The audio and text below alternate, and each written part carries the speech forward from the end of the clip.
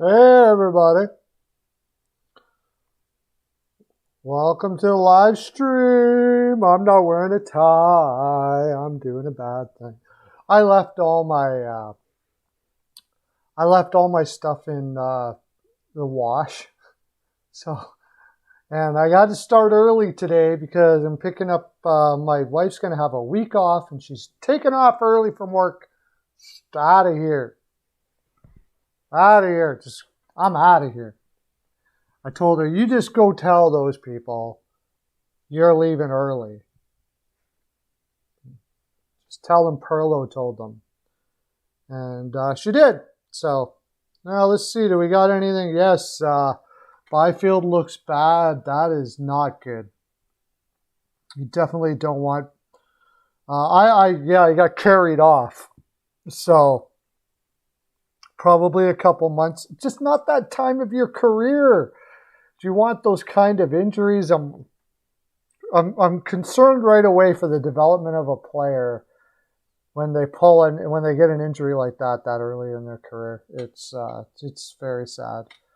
I'm going to share this into and I'm going to go live on Facebook.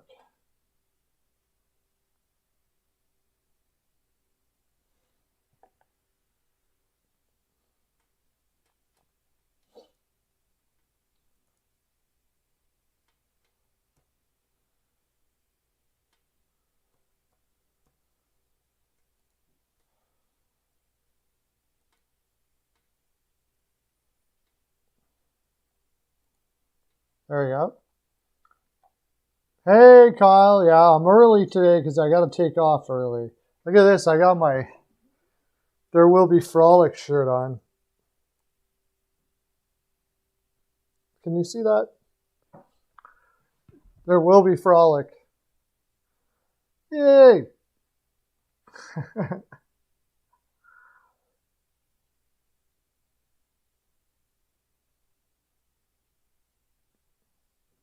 Couple months, eh? It's just this stage of his career is a terrible time for that to happen. It's almost better to have it happen when you're like 26, 27. But I mean, at this age, your body's still growing. This is just a huge development time for any player, and it's really unfortunate he has to get it, especially in the preseason. I mean, this is again, I don't like to belabor it, but enough with the preseason garbage, like really. We got guys like Byfield getting injured for a couple months in a game when nobody even cares. Do you notice that a lot of people get injured in preseason because it's not true hockey. You get less injuries when they're actually playing, I find. This is when you get these stupid little ones where a guy breaks his ankle or whatever, or trips over somebody because they're not paying attention, or I don't know. I didn't see what happened there, but it's just stupid. Stupid a guy has to get injured in like this. Yes, 6 more days and we're going to have good old Kevin Brown. Welcome, buddy. Thanks for coming in. We're talking about unfortunate incident with Byfield. I almost said Jesse Byfield. With Byfield, and it's just how disappointing that is to see in a preseason game. More on Tkachuk, I guess. It doesn't look like he's going to be playing for a bit. I think he's fed up. I think he's really fed up, and I don't know what Ottawa's doing. They're stupid. They were playing back to back. Oh my gosh. They're playing back to back in the preseason. That is absolutely ridiculous. Like what? I don't usually get like this about things, but I just would love to hear from somebody what it is in their minds. I would rather them increase the regular season by 5 games, or how the playoffs starting earlier would be great. But I would rather, because if it's money reasons, Increase the regular season by 3 or 4 games or something like that. Anything other than this garbage. It's like, what are you really selling? People are going to go, like, if I'm new to the market, if I'm a new market person, like, say you're Seattle, you just got a team in Seattle, and a lot of people probably had never seen hockey before. And some poor bugger gives you like tickets to go see a preseason game. And you go and you're like, this is hockey? Like, you're not even selling the game with preseason. If you watch it on television, you're like, okay, I mean, it's all right, I guess, but it's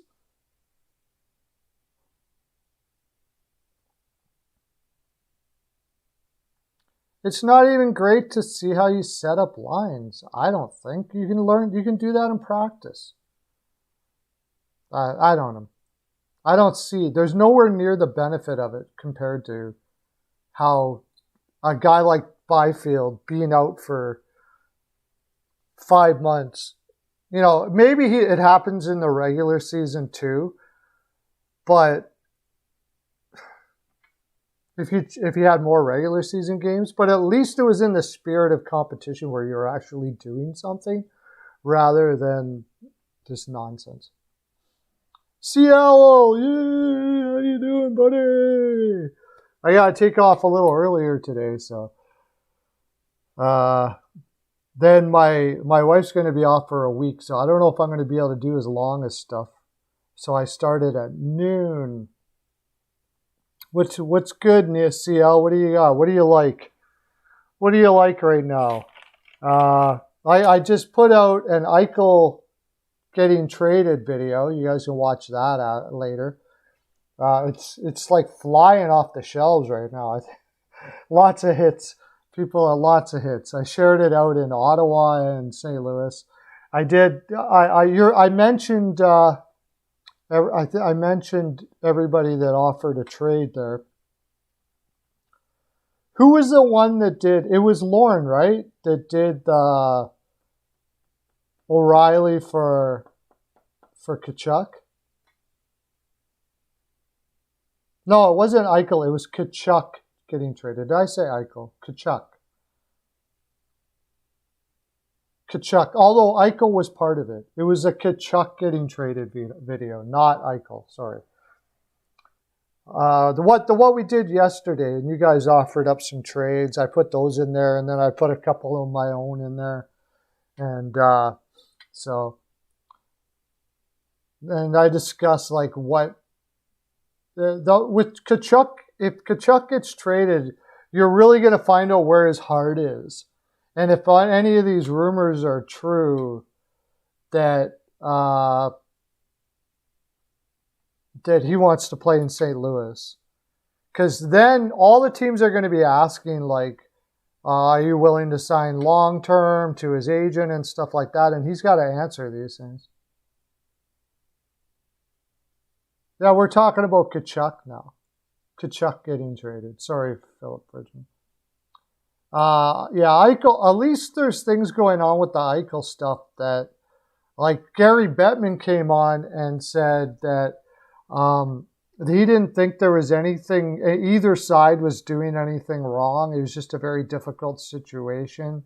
Of course, Bettman has a tendency to like to smooth things over. Maybe he's accurate or whatever, but it sounds like he was just kind of smoothing things over for the fans and for everybody. It was a good move because, first of all, it gives Eichel more trade value. Second of all, it gives Buffalo more legitimacy and maybe even more trade value. It almost like he gets, because of what he said, he might have actually made it more likely that it can happen, that it's not some real strife between the two. I don't know.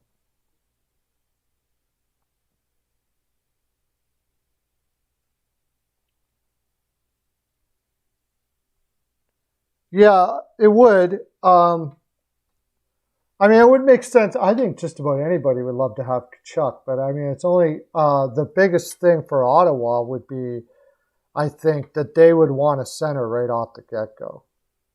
Because they got Stützle on the left side. Their wingers are adequate, but especially with, White didn't make it and now he's injured. Norris is really the only center that Pinto might make it, but I think they would want as close to a true number one as they could find for Tkachuk. So, and in which case, I agree with you. It's probably going to be a deep team that is ready to move forward in their rebuild. That's why I liked LA. Teams like that, because I can't see too many teams that are established, like you're saying, being willing to give up even a number two center. And then you got the cap hit and all that kind of stuff like that. I was going to say, I was looking at Carolina, but Carolina is pretty stacked all around. I don't know if they're like too desperate to get a guy like Brady. However, I think it would be a good move, depending on what they could give up for him to get him.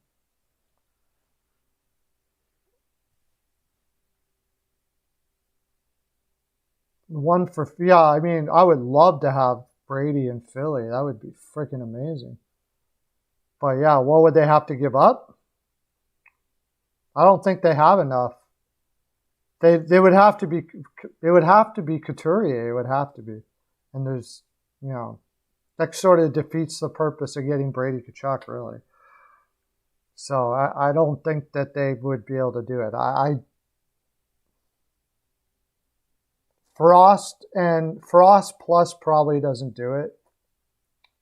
Hayes is probably a little too old to throw in there unless you're going to throw Farabee in.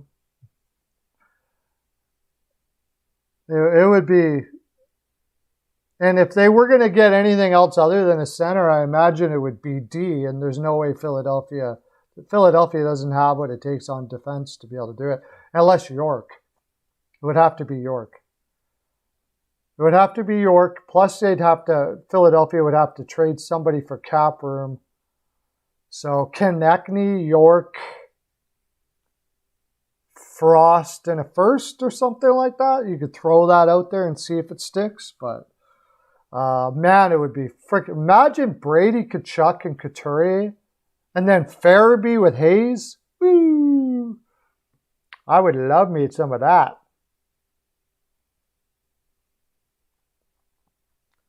First TK... maybe by perception, Philadelphia's first would have a little more power because they had a poor year last year. So that might help. But I think it would be like TK, Frost, a first, and York. I think that's pretty much, that might at least not, they wouldn't hang up on that. And I don't like giving up York. Like, that's a hard thing when you're talking to fans about trades. It's like nobody wants to give up anybody. They just, it's a fan. I like York. Well, yeah, you're going to have to give up somebody you like. It's going to hurt. To get a guy like Brady Tkachuk, it's going to hurt. So you got to look at the value of Tkachuk as a whole. I just think that personally, I think Brady Tkachuk is the kind of guy that, yeah. I think Brady Tkachuk is the kind of guy that wins cups. He plays a game that wins cup. He's fierce. He plays that fierce game that tips your side, gives your side the edge every time you go into a playoff game. Like, both of the Tkachuks. If I could get both of them, I would. I don't know. I probably would end up overpaying. I love them so much. But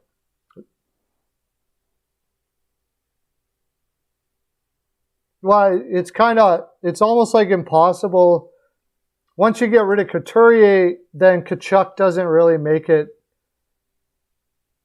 Like, it's so much of a loss for Philadelphia to lose Couturier. They don't have anything to back it up. They don't have anything coming up. So then they would have to go out and get a number one center again. And I mean, yeah, I just don't think it would work. Maybe a bigger trade like Norris, Tkachuk. Then you're going to get into some pretty big stuff like Norris and Tkachuk for Couturier, York, and on and on. But in the end, I think it would end up being just a wash. So Tkachuk for Laine. Yeah, I think Laine's only got 1 year on his contract, and I think his value isn't Tkachuk high yet by any stretch.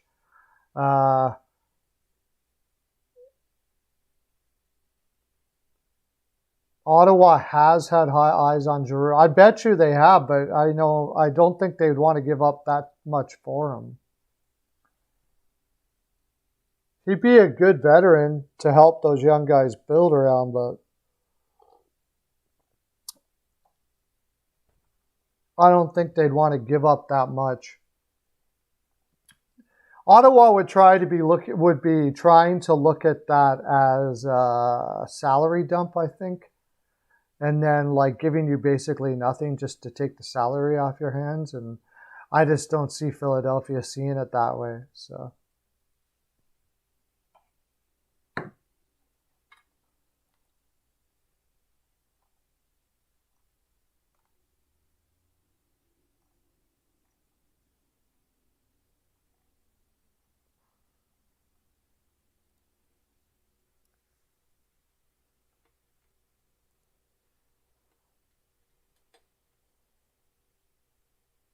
Yeah, I agree. If Hart plays as good as he can, I think Philadelphia. Philadelphia is one of the teams that can be like win the division or completely miss the playoffs. If Carter Hart's playing as well as we all know he can, who knows what they could do? I mean,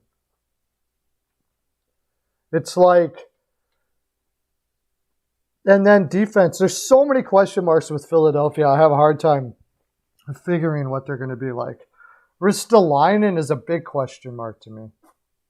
How fast is he going to be able to progress into being a defenseman that can play the position?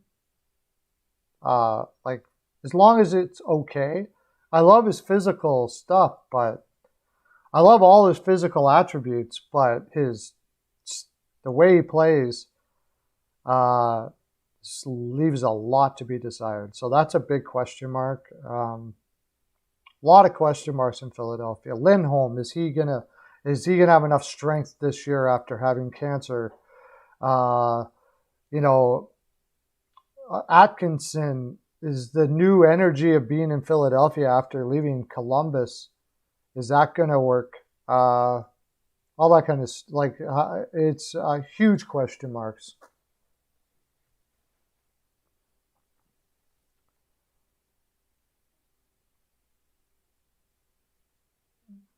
It seems like a good pair. We haven't even seen them play together yet. Well, at preseason, still, like I said, we haven't seen them play together yet. We'll see. We'll see what happens. I mean, on paper, like with the type of players they are, it would seem like they could be good together. Sanheim plays fairly safe. He's not very physical. You wish he would be way more physical than he was. And he doesn't. It's like the opposite. Sanheim probably isn't aggressive enough, and Ristolainen is too aggressive. So maybe between the two of them, they'll be able to feed off each other and become better at each one becoming better at the other. And Sanheim can help him in areas where he can not overcommit, and maybe Ristolainen will kind of rub off on Sanheim to be a little more aggressive. I can't see Provorov hitting the market now. I don't care what kind of year he has, Philadelphia has. I mean, if they're going for a rebuild, they're going to want him. If they are going to go for cups, they're going to want him. Like, there's no way. Provorov goes nowhere. Provorov likes Philadelphia. He'll get a big, long contract. There's no way he's getting on the market. No way. I might trade in my Philadelphia jersey if they lose. Provorov go. I would be so pissed if Provorov was let go.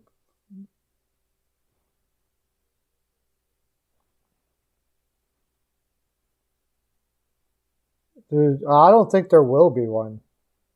If they suck, I'll be pissed. I would be right pissed.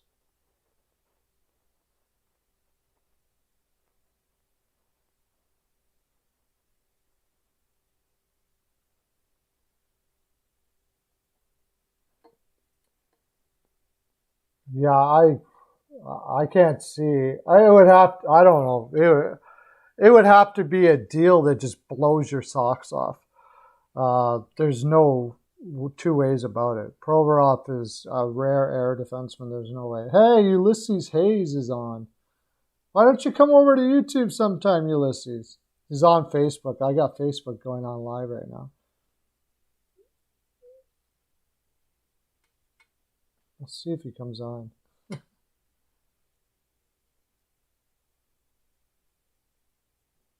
Provorov or Sergachev? That's weird. They are two different players. Hey, you came on, buddy. I'm on doing a live show. I'm doing a live show right now like I always do. I thought I'd bring you on to see how you're doing. Good. I say hi to everybody. Ready for hockey this year? This is Ulysses, everybody. Ulysses came on Facebook. Remember Ulysses, everybody? How you doing? Yeah, you used to come on my lives all the time, so I wanted to see. I'm all ready for hockey. I can't wait till preseason's over. I don't like preseason at all. How's the Rangers look? You're a Rangers fan, right? Well, young, I'm really excited about this year, but it's a little adjusting. We got a nice squad. I mean, that East is just stacked up. It's really stacked up. It's really, really stacked up. I think the Rangers are gonna. I got the Rangers. I got them second this year, Ulysses. I don't know about second. I mean, I think your Flyers are gonna rebound this year. I think the Islanders. You got Tampa Bay. You got Washington. But a lot of goalie changes have happened. So with that being said, you know, with the goalie changes, that makes a big difference with the teams. I think Shesterkin. I'm really excited to see that Central this year. Yeah. With Chicago, I think they're going to make a rebound. I think this is going to definitely be a rebound year for them. Oh yeah, Fleury in there. Yeah, for sure. You're like me. I have them making the playoffs this year too. I'm a huge Fleury guy, and I think he's going to bring him into the playoffs this year. I got the Rangers in second. I think Shesterkin is going to beast it. I think Lafreniere is going to have a huge year. I like Kako. I think they're going to be. I think they're going to surprise the heck out of a lot of people this year. I think Tampa is going to surprise teams again this year. Yeah, you think so? They pretty much added more additions onto their core, and they never lost anybody really. You know. Well, they want to see what these goaltenders are going to do. Vasilevsky. I want to see what he's going to do this year. It's been a lot of trades. Like I said, I mean, and a lot of people got to get actually used to those trades and things like that, and actually get caught up on them if they haven't been following like how me and you have been since the summer. Yeah. I think Ottawa is a small team that's going to come up on a low. Well, if they can get Tkachuk signed, which we were just talking about right now, that's looking pretty dangerous the way they're treating that young guy. Yeah. So I don't know if they got to get Tkachuk signed for sure. But Yeah, I'm like I said, I like the Rangers a lot this year. I think New Jersey's going to have a better team than people think. I don't think Washington's going to make the playoffs, and I don't think Pittsburgh's going to make the playoffs. Pittsburgh could make the playoffs. Washington is one of those like really sneaky teams, though. You know, they're really, really, really sneaky. You know, it might not look like it, but I don't like their goaltender situation either. No. Like a lot of the East got rid of their goaltenders and things like that. I like out of the East. I like this year. I really like Tampa. My Rangers, we're just still young, really young. We chose Florida to win in the Metro, or in the Atlantic, I should say. Panthers. The Panthers to win in the Atlantic. We did on our live stream here. I think Tampa might take it easy a bit after having two. Wagers?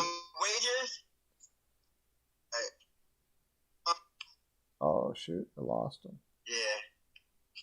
I'm losing you. So,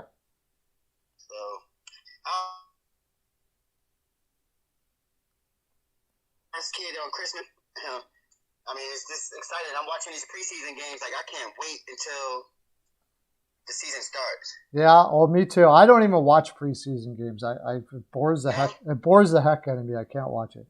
But I am so excited for regular season. Anyways, buddy, I got some more people coming on here. I thought I'd just jump on and say hi. And I was glad to see you. Good to talk some hockey. Come on my live stream sometime. Come on again here, and we'll be able to talk longer. Invite me. I'll come in whenever you want. You listen? Yeah, I'll put it up on Facebook all the time, and we'll have you on lots. Okay. All right, great talking to you. It was good meeting you, too. I think that's the first time we actually met. See you, Ulysses. Take care, buddy. Yes, take care. Bye. Bye. All right, that was Ulysses. Sorry, everybody. I'm going to do that. He went on my Facebook. If you guys want to do that, you can follow me on Perlo Wisdom. My NHL. Go to Facebook and go on Perlo Wisdom, and you can follow me on there, and I'll have you on live here, too. But Ulysses was on here, so I thought I'd give him a shout. I don't know if you guys know him. He's a Rangers fan. He comes on all the time during the season. So, yeah, he's a good guy, all right. He is a good guy. So, we were talking Rangers. I was looking at possibly the Rangers for Tkachuk, but I think they're too stacked. They wouldn't be desperate enough to get him.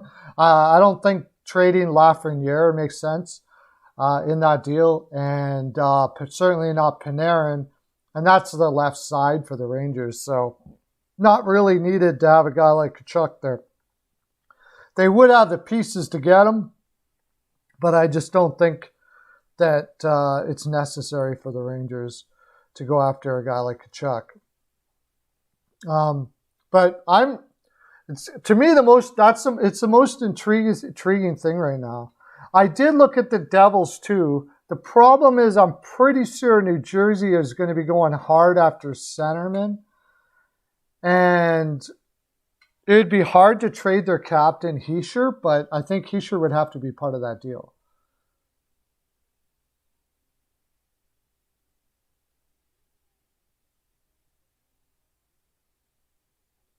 Oh, they put Dell on waivers? Really? So who's going to be their goaltender? They also put Luukkonen down, too.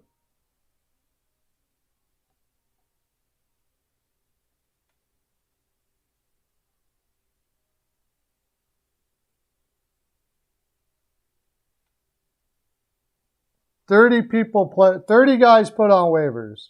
Alexander Volkov, I'm taking him all day. What is he? He must not be in good shape or something. The guy's got skill.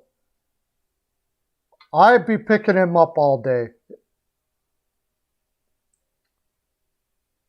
Tokarski made it and Dell didn't. Okay, that does make sense.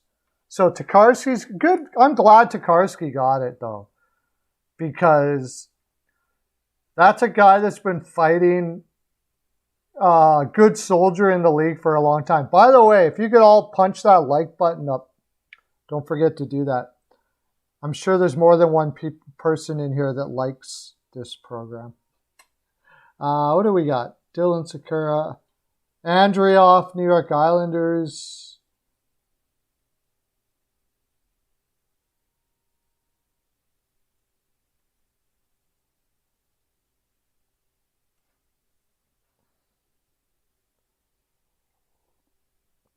Mayhew, Cole Lind. Cole Lind could get picked up. It's going to be a red flag that Cole Lind didn't make Seattle, though. Brennan Manel, Toronto, Carl Dahlstrom. Yeah, nothing too big there, but I do think that I would take Alexander Volkov. I'm surprised that they didn't. And a whole bunch of people clear waivers, so. Anyways, I would take Volkov. If I was like, certainly Seattle. If I was Seattle, if you needed like really Edmonton.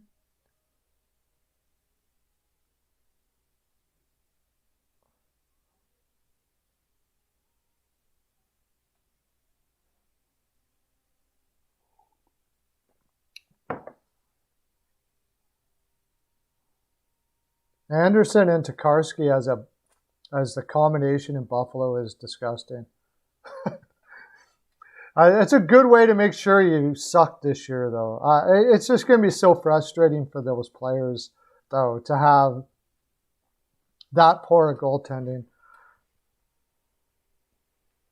Colorado took Volkov, yeah. I don't see a fit there necessarily, but just 1 second, okay? I'll be right back. Sorry.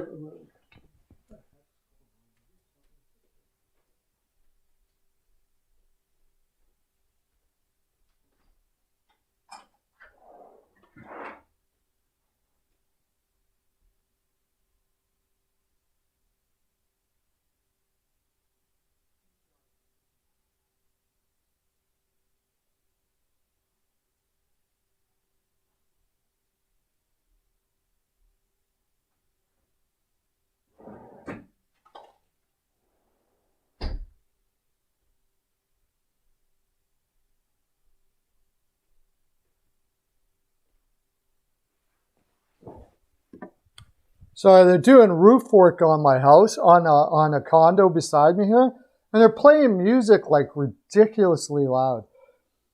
Like, oh my gosh, I don't usually call and complain about anything, but that's ridiculous.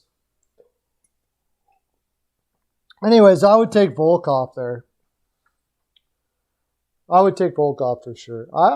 He was doing good in Tampa. I'm really surprised he didn't make that roster. He must have came in to camp out of shape.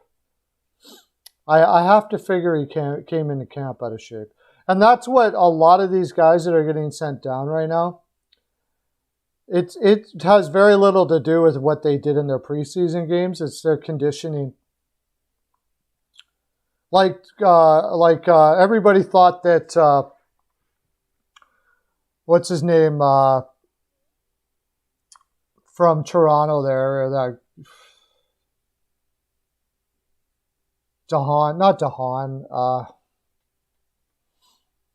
just signed in the AHL. How come I can't remember his name now?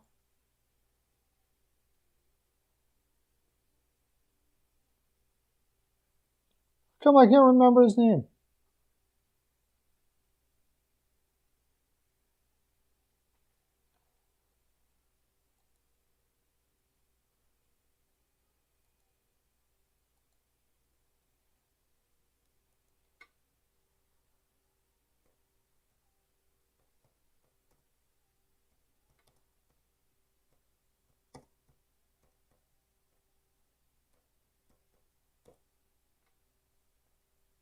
Hosang.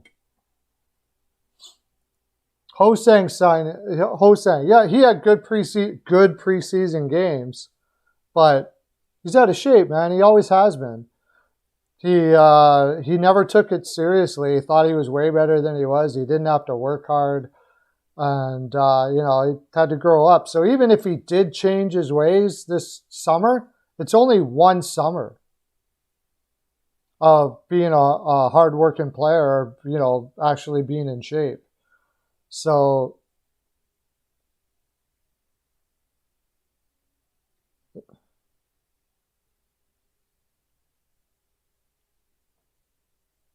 that's one summer isn't going to do it when you haven't been able to put yourself in that position for 3 years. I personally think most of the players that are sent down to the minors were never really ever going to make it anyways. They had deficiencies in their games that just can't get better, or it's conditioning. And a guy like Volkov, I would say conditioning, because skill-wise, he certainly has it. He did really good in Tampa on the bottom, playing on the fourth line. He was putting up some decent points, but if his conditioning hasn't been there, and that's a lot of young players don't realize that either. You got to work your bag off. You hear guys like, you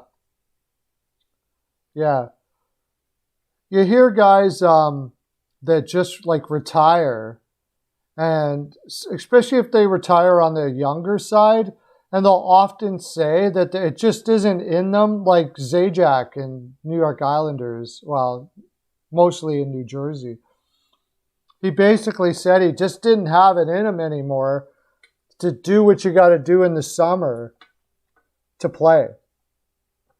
And I don't know, I've watched some of those things that they do, like the programs that they go through for a month or a month and a half before the season starts. It's freaking nuts, man. It's a full-time job. I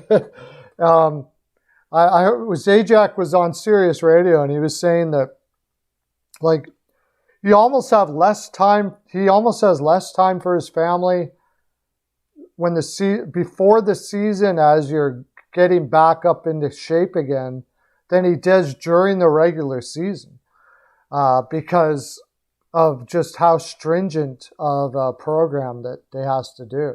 And when you have a heart for it, when your total passion is there, it's not that big of a deal. You just do it because you love doing what you do. But with COVID, he had a chance to, go to his kids' hockey games and, be at home more. And just something in him just said, yeah, I don't know if I want to go back to that again, And then they end up retiring. So the guys that do it till they're in their 40s, man, or till they're even into their late 30s, that's something else.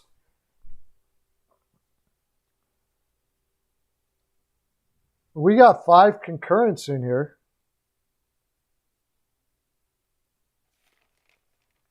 What if I gonna do for, where did I put that Buffalo stuff?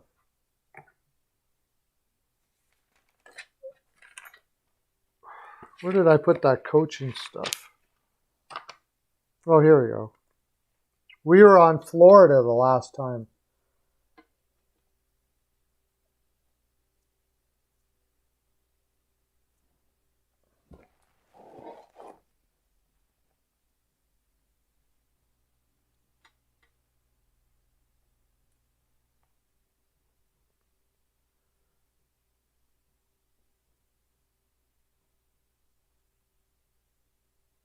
I don't know how they do it at 40 years old. It's crazy. Like Chara, 44 years old. I know he's a big guy, but that is freaking something else. He must have kept himself in like peak athletic condition his whole career too. And I heard he did. I heard he's like a conditioning nut, which I think you pretty much have to be to.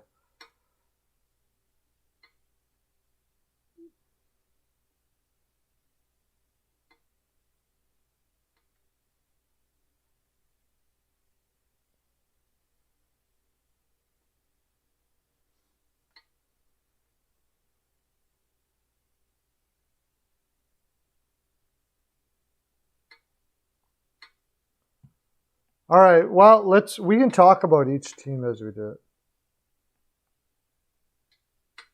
Maybe. I'm excited to see how much he puts up this year, man.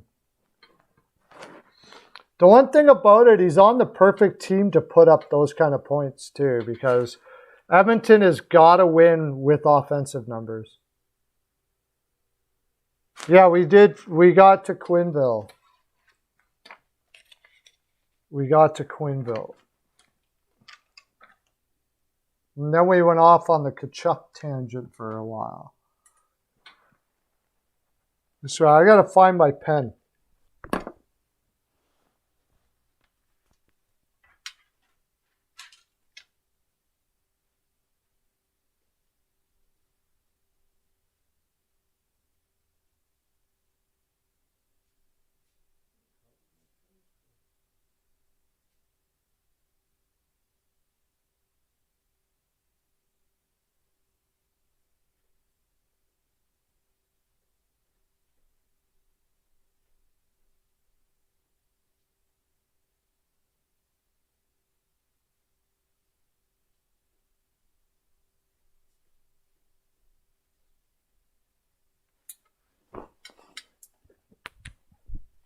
Okay, I'm going to see what our Tkachuk video is doing because it was flying there when I put it up.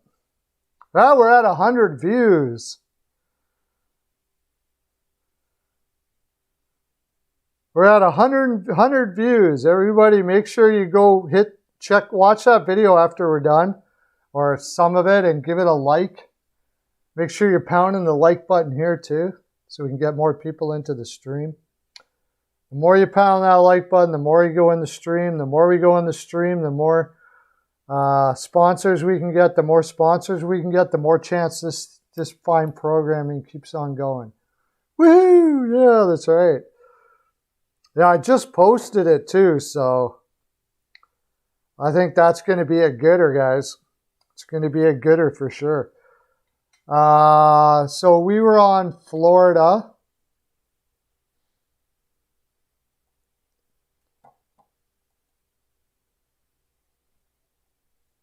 Now it's got to be Los Angeles, right? Wow, McClellan should be interesting.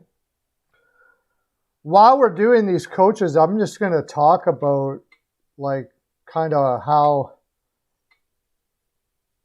they're setting up their lines here now. They've got, so that would be McClellan.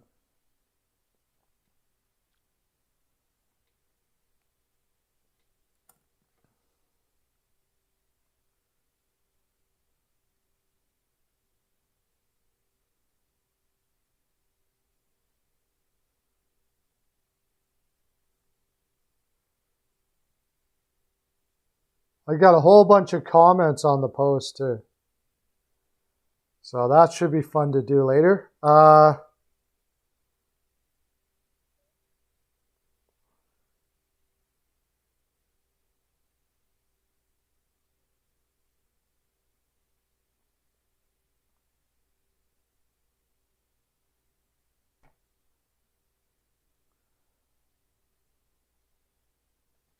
McClellan, what do we got? 74, 77. See, I really like McClellan.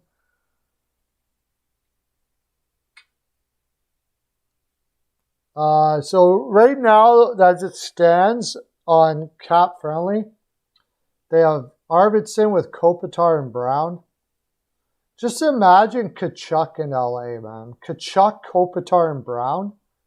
Wow. Iafallo, Dano, and Kempe. That's a fast line. Holy crap. That'd be super fast line. That's going to be a hard line to contend with. I like that line. Kacha, Velarde, and Moore. And they got Lemieux back in the lineup with Elias Anderson in the middle now and Wagner. That makes more sense.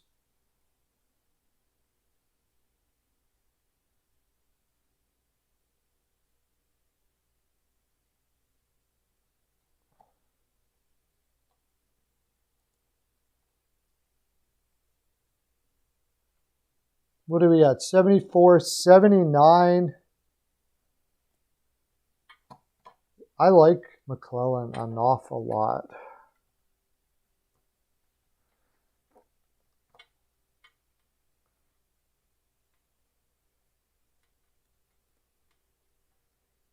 It's just if he would have won a cup by now, he's made it to the finals.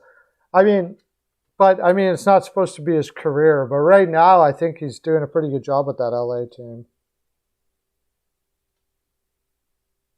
Lias and Gabe will stay together.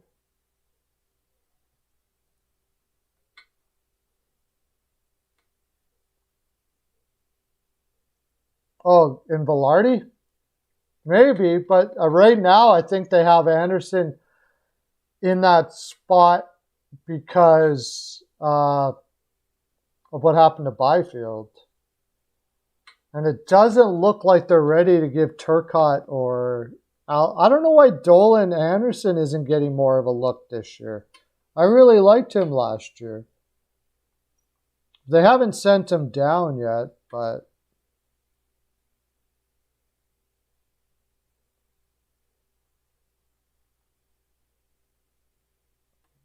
.78 average.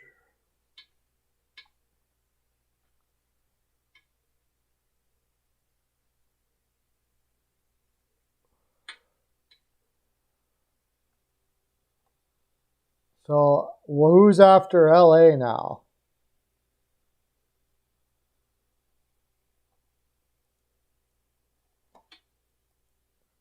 Who's after LA now?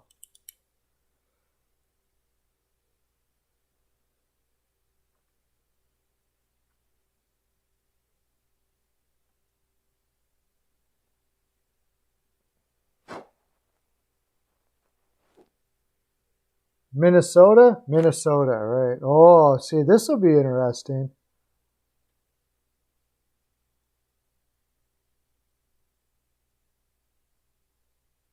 Because Evison, I mean, he doesn't have a large window of a large portion size to go from, but everything he's done has been absolutely fantastic.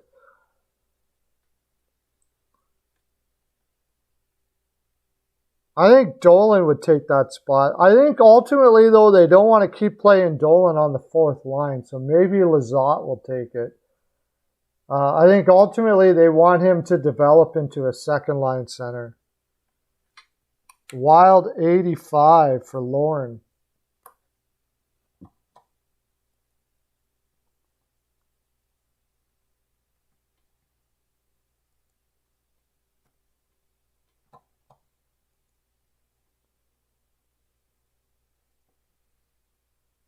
$87 for Mercer. 85 for Hajin.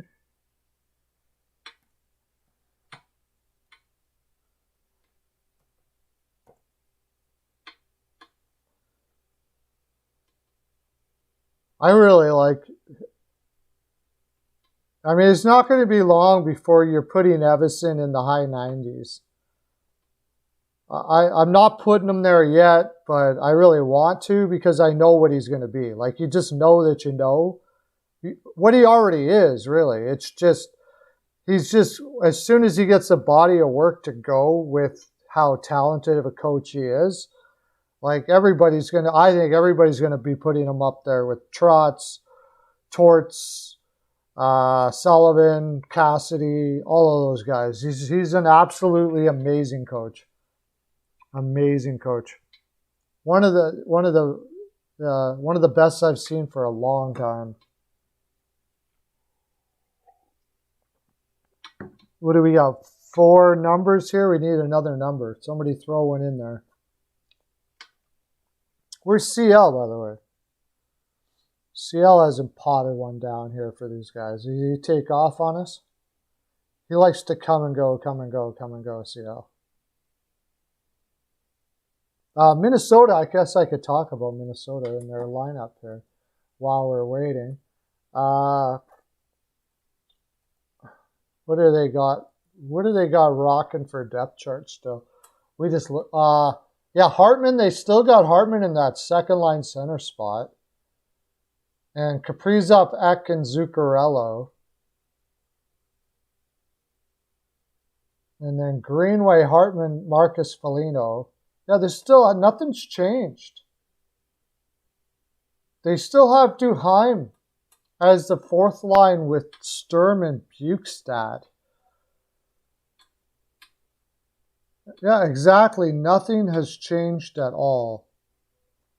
It looks like Rossi's not going to make it. They picked up Rem Pitlick. What was that for? Oh, that's because they're not going to, the Rossi's probably isn't going to make it. And Brody is not either.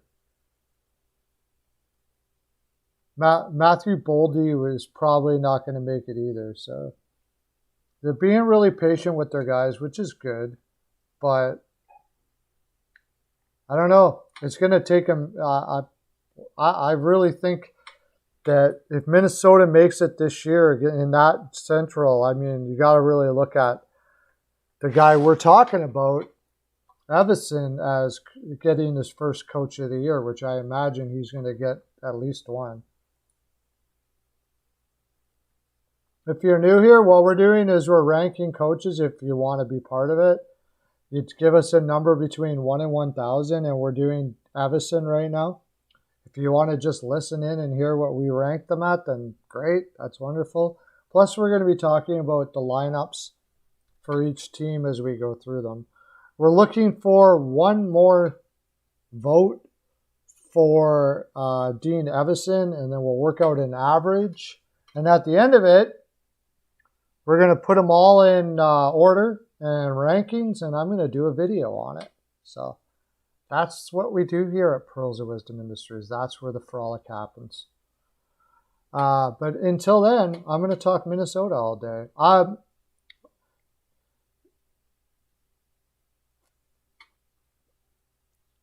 I know that they were like really, really hoping Rossi made the roster this year, but having a year off last year pretty much with injury and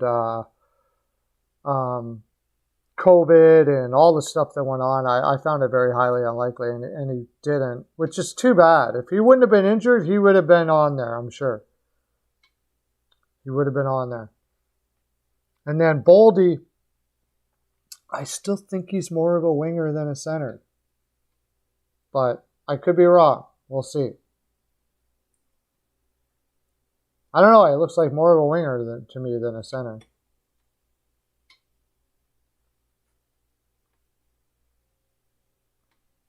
And the defense isn't as good this year. I don't know. The more I look on that roster, the more I'm pretty impressed. I'll be pretty impressed if they actually make it in that top division.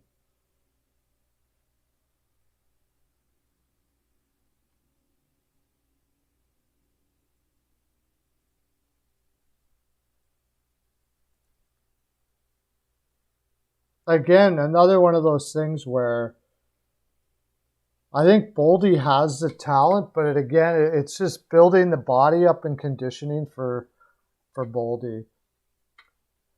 He's 6'2" and he weighs 196. That's pretty light for 6'2" in the NHL. Probably want him to be about in the 205 to 210 range. So another 9 pounds of muscle. And there's no reason to be in a hurry, really. They're not in a position where I don't think Minnesota's an actual contender yet. But I also don't think Boldy will need much more than half a year. He had 31 points in 22 games last year in the NCAA. Those are fantastic numbers for a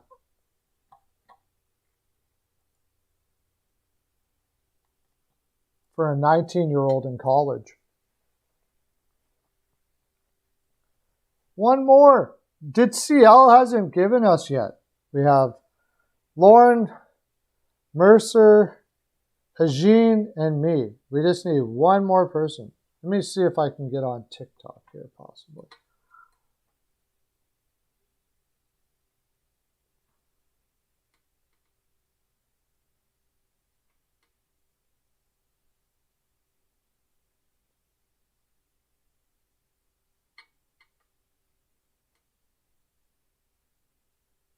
Oh, Galchenyuk signed a contract with Arizona too, right? Galchenyuk signed a $750,000 contract with the Arizona Coyote. Another chance for Galchenyuk. Does a guy get more chances than Galchenyuk? I don't think so. The guy gets chance after chance after chance because he's a really good guy. He just, he like I've mentioned it before, like he has to learn how to play a little more deceptively. Like, it's so easy to know what Galchenyuk's going to do in the offensive zone. He does the same thing all the time. But the thing is, he's really good at it if nobody notices he's doing it. But in Arizona, they'll be happy that somebody's good at anything, really, especially offensively.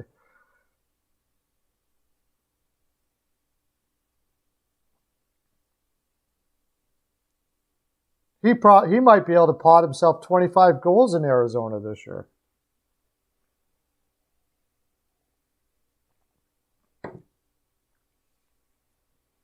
They'll probably even play him as a center. Do you remember that first year in Montreal that Galchenyuk scored 30 goals? Or was it first year? I don't know. I don't think it was his first year when he was in Montreal. But when he scored 30 goals, when was that?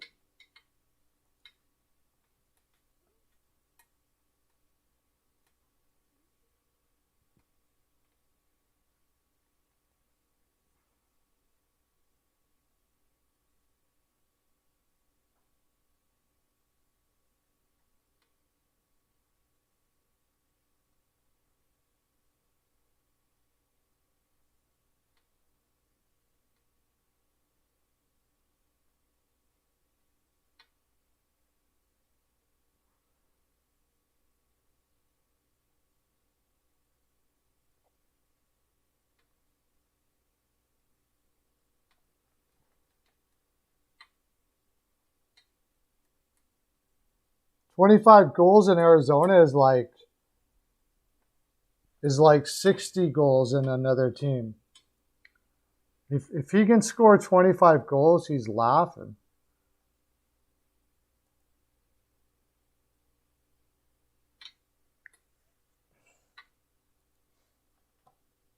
Let's see where they got him pegged there in Arizona.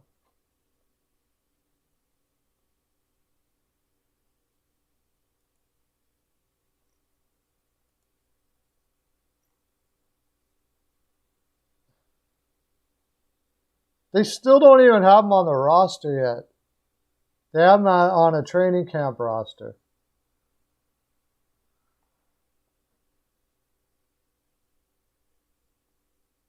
And that's with Barrett Heighton and Phil Kessel still injured. That's weird. I would have to figure he's going to make that roster. Yeah, 25 goals is pretty amazing for Arizona. We lost everybody. Oh, people were probably here on their lunch break, weren't they? Now they took off. Okay, so let's come up with some questions, Kyle.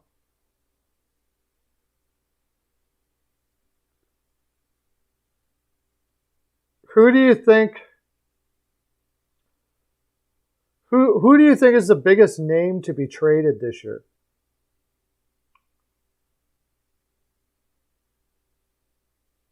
The first one that comes to mind for me is Laine, if he doesn't work out in Columbus. But who's going to want him if he doesn't work out in Columbus now? I mean, you couldn't get a better opportunity. Oh, did you hear what Voracek said? They were asking him about a center to play with him and Laine, and he said, well, let's be honest, any center that we're going to have has got to be a good two-way guy. In other words, he was basically admitting that they're not going to be playing very good defensively. So it was actually why I thought, and they might have, I don't know, he might not have chosen Columbus. I thought they were going to go heavy after Danault. And maybe they did, and he chose LA instead. But Danault might have been like the perfect guy to play with Voracek and Laine. Except for the fact that maybe that's the reason why Danault didn't go there. It's like, yeah, I'm going to do all the work for the line. No, I'll pass, thanks.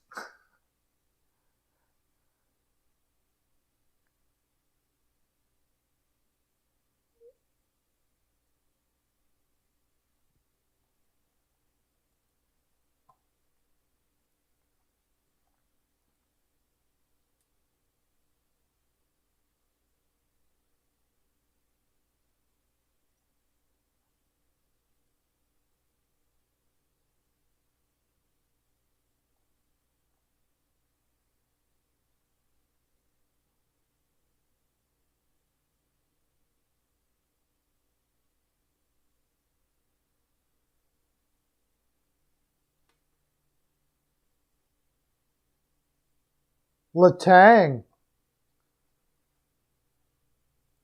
Letang is one I could see being traded too. I could see Letang for sure being traded. I think things could go real bad for St. Louis, and they could trade a whole bunch of people. But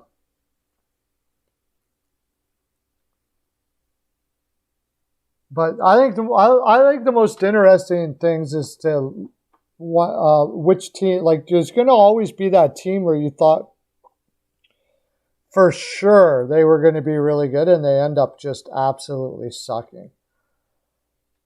And I don't know what team that would be. I think Vegas has that possibility. I feel like Vegas, because of what happened with the energy of Fleury being gone, still not really having a number one center. We were just talking about, I actually did, I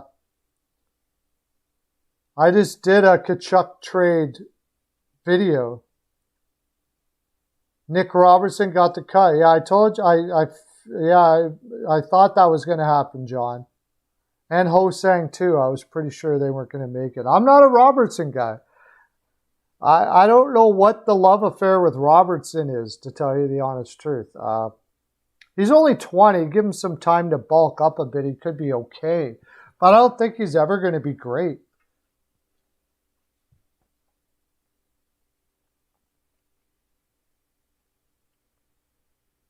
I don't think Robertson's ever going to be great. Oh, we got some more people in here. If you want to, if you're in here, we're looking for one more number rating for Evison. Evison and, well, we can get more than one. We're doing ratings for coaches from 1 to 100, and we're on Minnesota and Evison. So you can put in your pick for from 1 to 100 for Evison.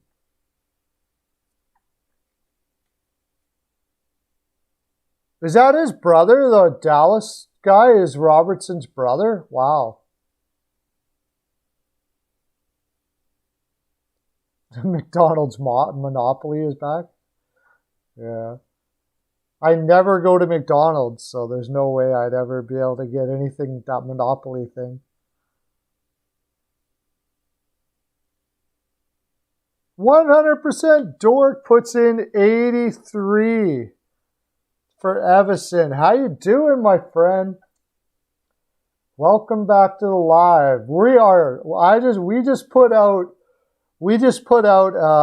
Tkachuk being traded video today, and it's going through the roof, dude. Used to work at McDonald's? Okay. So did my son. My son worked at McDonald's, and my daughter. My daughter worked at McDonald's for like 3 weeks. She wasn't living with me at the time, but she called me up one time and after 3 weeks and said, I quit at McDonald's. And I said,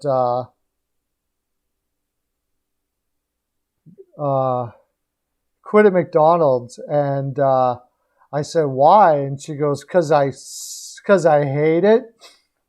And I was like, well, that's a good reason. Yeah, you should probably. I don't want to teach my kids to keep doing things that they hate. That's a bad thing.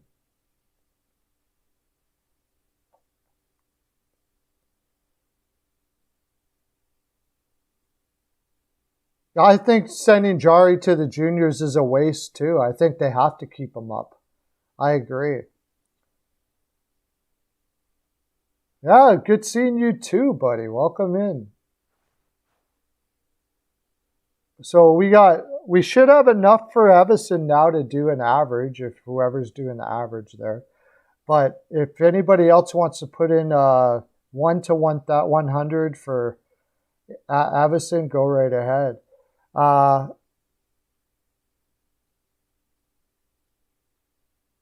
My kids are grown up now. They're working, well, sort of grown up.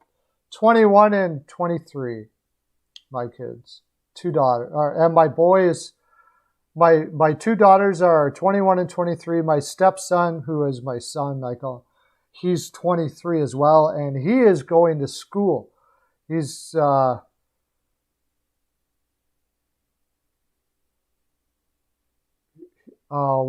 always forget the name what he's doing, but it's pretty cool.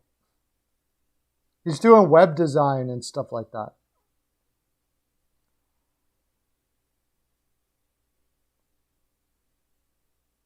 He goes to school right here. He's in the room right beside me. He goes to school at home. So we got who got the average for Minnesota?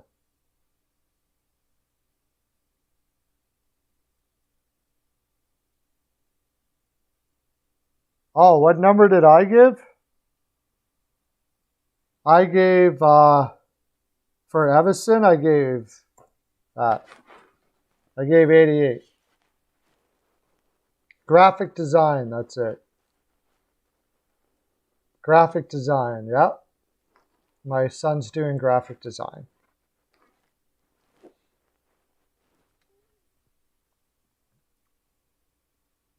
So we should have 85, 87, 85, 83, 88. So I think that's about 86 average, but I'll let you guys figure it out.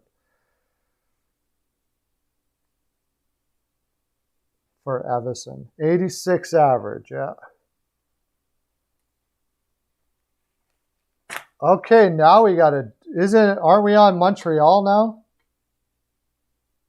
Oh, wait, LMN, yeah. Aren't we on Montreal now?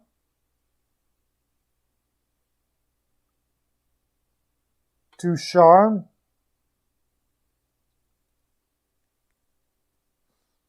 Wow. I mean,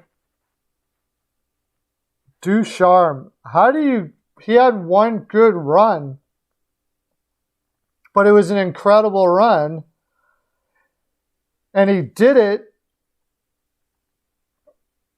after Julian gets fired and there's problems in the room, and he completely changes the whole energy of that team around and starts moving them in the right direction, playing a very aggressive style.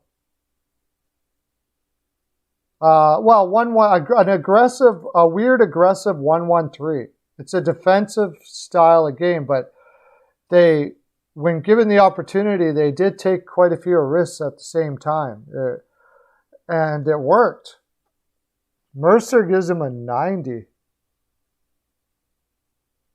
I can't give him more than Evison, though. I think if he does it this year, that's going to be special. If he can get that group going this year. Dork 75. I had a feeling they would be all over the place here. We'll look at how he's got the lineups going now.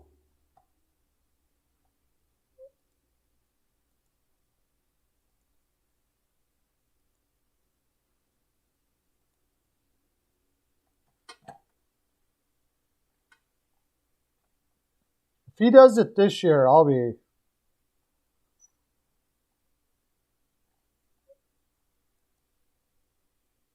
That is a tough one, I know. Right now they have Drouin, Dvorak, Anderson. Armia, Evans, yeah, same. And Lehkonen, Perreault, and Belzile. It looks like Alex Belzile is finally going to get his chance to be an NHL player this year. He's having a great camp.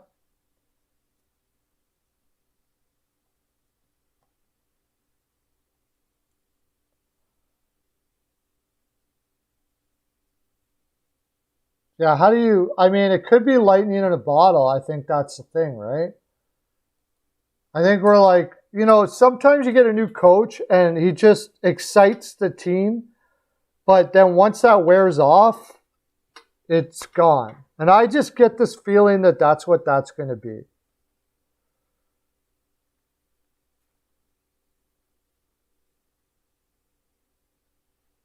'87.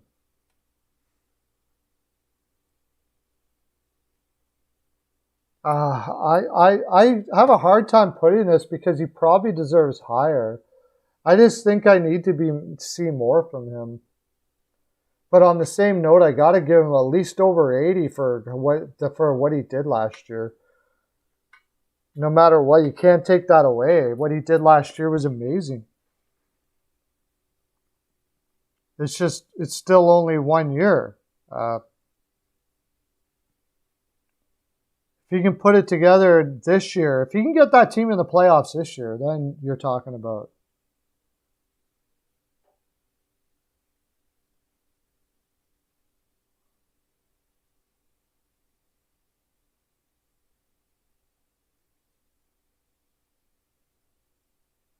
Four more persons need to get the score.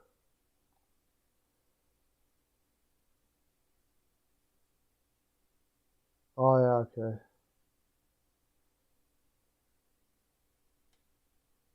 Lauren gives him 87. Yeah. Richards had a heart attack, which is really weird. He's not that old of a guy, but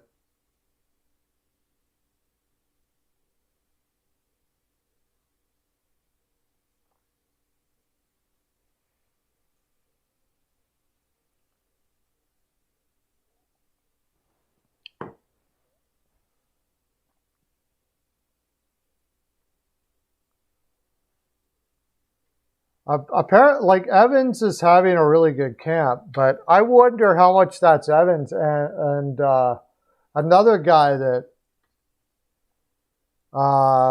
he had a great opportunity this year,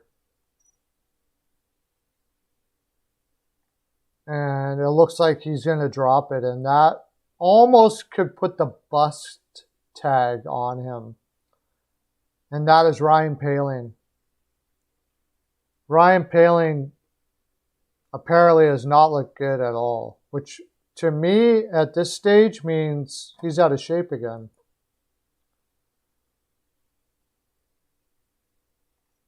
He's not coming in peak condition. And it's getting dangerously close. If he gets sent down this year, he's starting to get the bust tag going to be put on him here soon.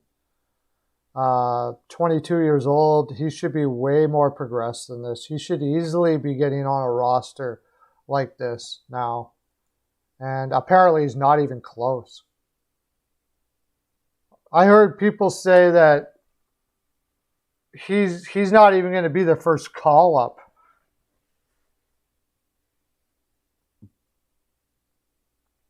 Poehling is not even going to be their first call up, maybe.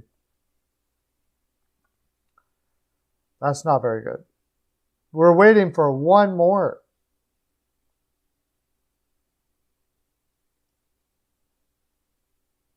One more for Ducharme from 1 to 100. While I'm watching here, I'm gonna go. I'm kind of having fun looking at 137. We're at right now. We're going big time, guys. 170 views. Woo! This is gonna be. We're gonna hit a G on this one. We're gonna hit 1,000.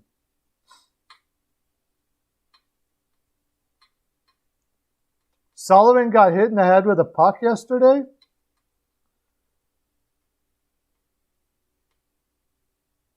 Okay, CL.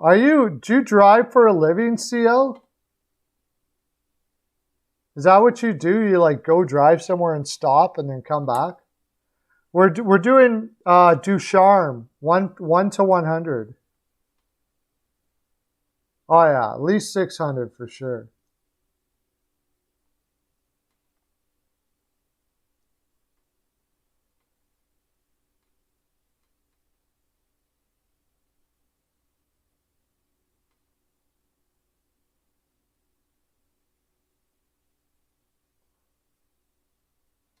Oh, you got 2 jobs. Oh, gosh.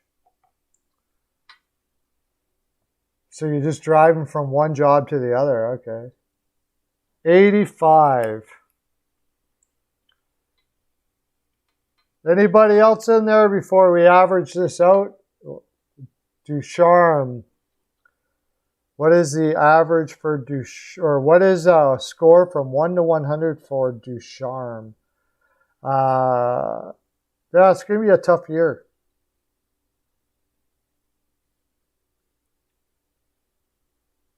So many question marks in Montreal.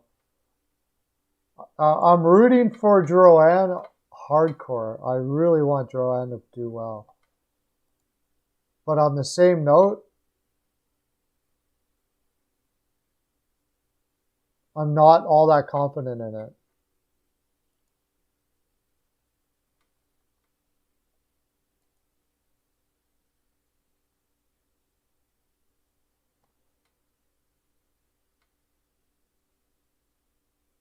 .84 average for Ducharme.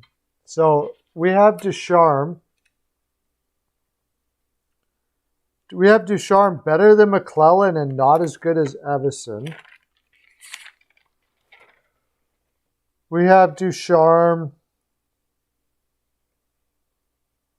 better than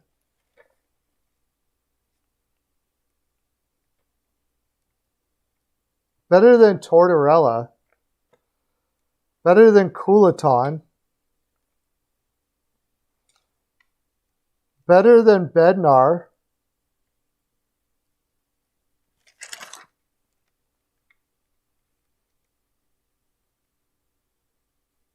better than Bonus. Interesting. Now we should be getting into the ends, right? Yeah. It shows you what one good year can do to a coach. The perception of a coach. You have a really good year, like nothing. If he goes and has a really bad year this year, all of a sudden you're going to give him like 50% next year, probably. You know, one bad year, one bad season can ruin it for a coach. It's a tough job to have. At least you get paid a lot of money if you make the NHL. Otherwise, what a stressful job. Your job's on the line constantly, and you're an AHL coach. But the thing in the AHL, they don't get fired as much.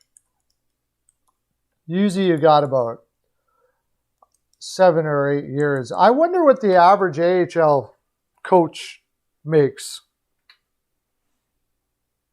That'd be interesting to know. So are we on to New Jersey now? Is that it?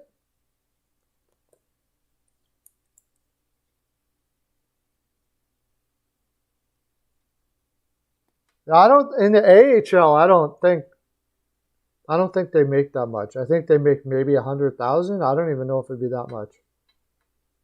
Nashville, right? Nashville, Hines, I don't think is going to get much love here.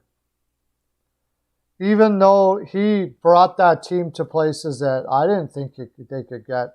He turned that team around real quick.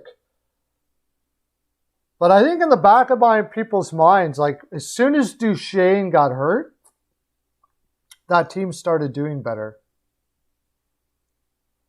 Lorne gives him 70.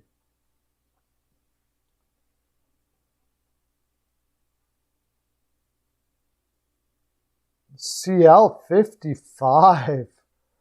Oh my gosh. This is so hard because I was really impressed with what he did with that team last year. But on the same note, like his record is terrible. Mercer 61.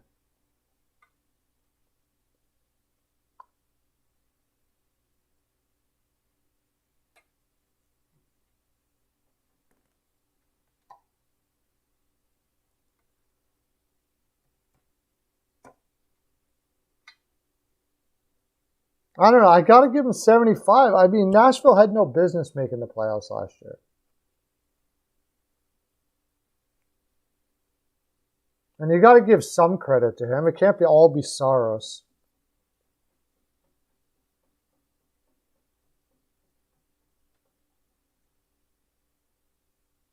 Yeah, they went on a really good run there.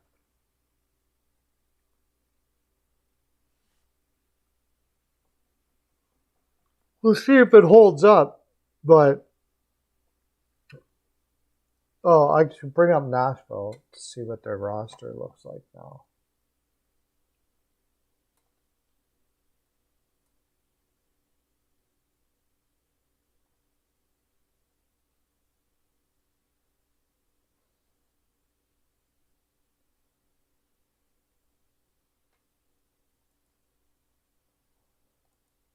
He's got a poopty roster to work with. They're putting Duchesne and Johansson on the same line now with Philip Forsberg. Then Grimaldi's finally going to get his top 6 opportunity, it looks like. Because every time I go on here, he's on the top 6 with Granlund and Kunin.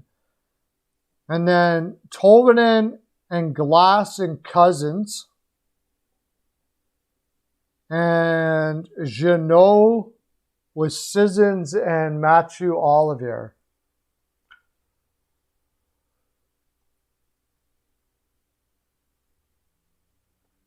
Carrier stays on with, they're going to go with Carrier here with Josie. Ekholm, Myers, Boriecki, and Fabro with Saros and Rittich.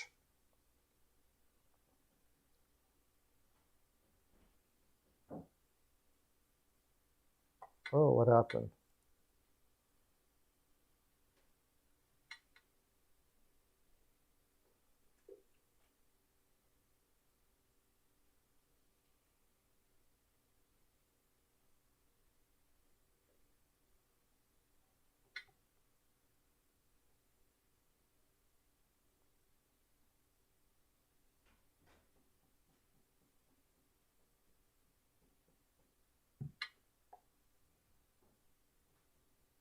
Oh, yeah, Saros is a killer goaltender. Douchebag with Gangs of New York, Daniel Day-Lewis? What's that?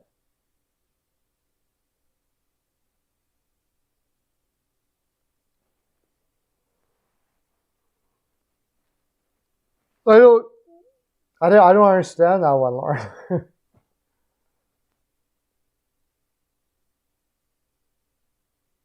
We're still waiting for one more for Hines. I mean, some really smart GMs think this guy's really smart. So, Forsberg looked like Daniel Day-Lewis from Gangs of New York. Okay, I think he'll end up having to trade him. I think he gets traded at the deadline. They could probably get a pretty good haul for him, and the Butcher.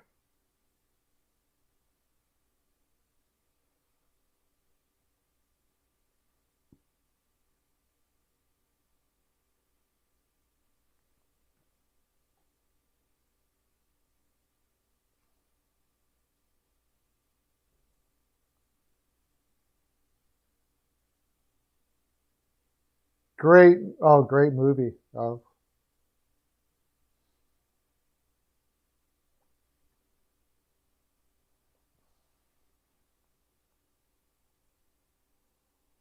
Yeah, the sheen has kind of come off the Nashville Predators now. Even the fan base. I wonder. I post stuff on Nashville stuff, and nobody ever talks about it. To me, from talking to Nashville fans, they are just fans. They don't know much about what's going on. They just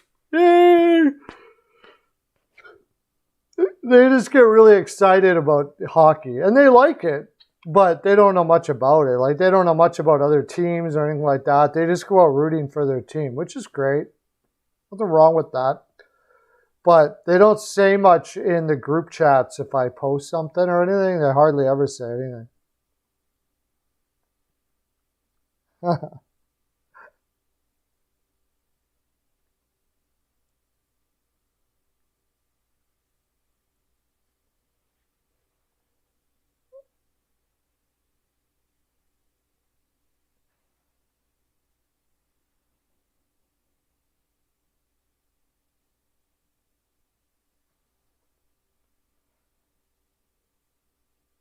We always get to 4, and then we need the 5th. One more. One more.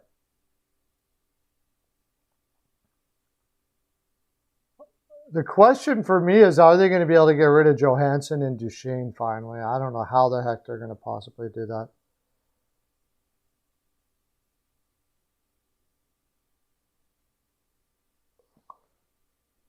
Well, I would hope the Canes would have. I'm surprised Askarov didn't go beforehand. What draft year was that? 2020?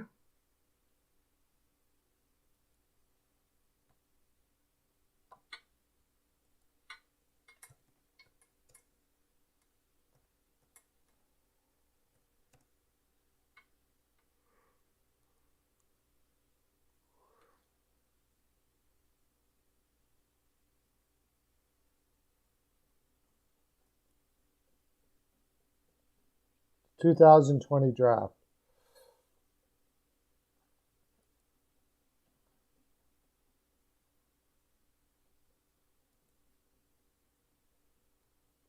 They had Lafreniere, Quinton Byfield, Tim Stützle, Lucas Raymond. I thought Detroit might have taken him, but we'll see. Lucas Raymond looks like he's going to make the team. Jake Sanderson, I thought Ottawa might take him there. Jamie Drysdale, Alexander Holtz, Jack Quinn. I mean, they could have taken Buffalo could have taken him there. They could have took Rossi too.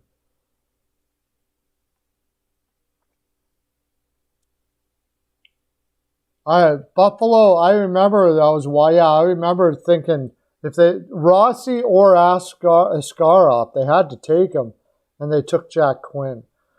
I'm not sure. There's a whole lot of stuff that goes with the draft that you don't know, and Buffalo is such a poop show that a lot of the guys up for the draft could have told their agents that they don't want to go there. But I think these guys are going to kick themselves. Especially if Murray doesn't pan out in Ottawa or Gustafsson, that could look like Jake Sanderson looks good, but I'm not sure if he's a top 2 or not. So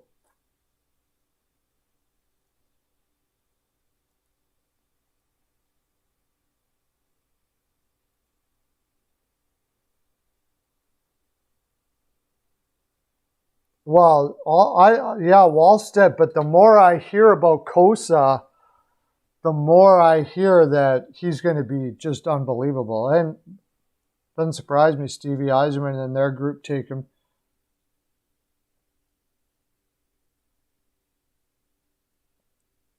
Yeah, well, yeah, exactly. They're not going to want to go to that organization. I mean, you fought for this. I've had this argument with people before, too. Not argument, I don't like argument, but disagreement, I guess you'd say. Because there are the people out there that say, you know what, you were drafted by a team, you should just be happy, spoiled brat, blah, blah, blah, blah, blah. And I don't buy that at all. These guys gave up their social lives in a lot of ways. They worked their balls off to get to where they are. And I think they have a right, if they're able to have some control over where they go. Well, maybe. They're going to get players that are of the mindset and brought up in a way to just be happy you get drafted and accept whatever you got. And be happy where you go. The good thing about it now, though, with Buffalo is now that they've kind of rebuilt, that there's going to be more players interested in going there because you're going to get the opportunity there. Where if you're drafted in a lot of other organizations, you may not have as easy path to the NHL as you would with Buffalo. So, but then there's still going to be people out there that are like, I don't want to go to that organization, the way they've handled things and all that kind of stuff like that. So they got to build up their reputation all over again. And that's why it's not a good idea to treat players like absolute garbage.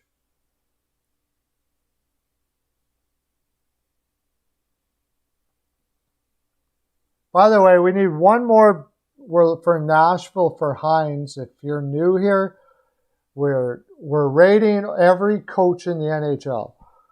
So we're at Nashville and we're at Hines, and you rate them from 1 to 100. If you don't know not much about coaches and all that, don't worry. Like, obviously, don't worry about it. But if you do and you want to participate, I'd love to have you do so.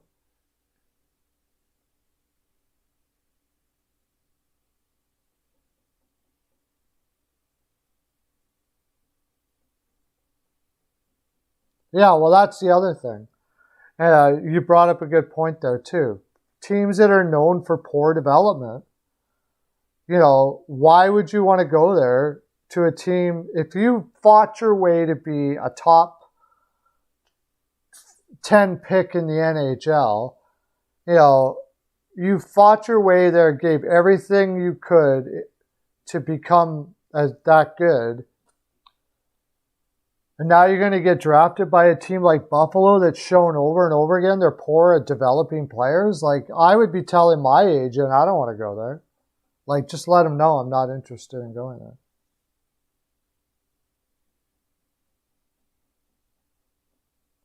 Oh, yeah. When is he doing that this year? I should probably get in on that.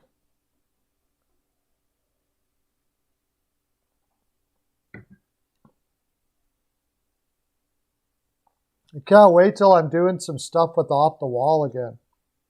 He's working now all day, so I don't get an opportunity to do it because he's a landscaper, but I can't wait till I'm getting an opportunity to do it again. That's going to be fun.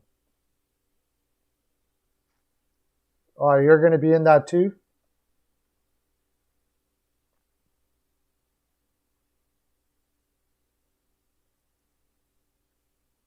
I'll be right back. I'm going to grab a coffee.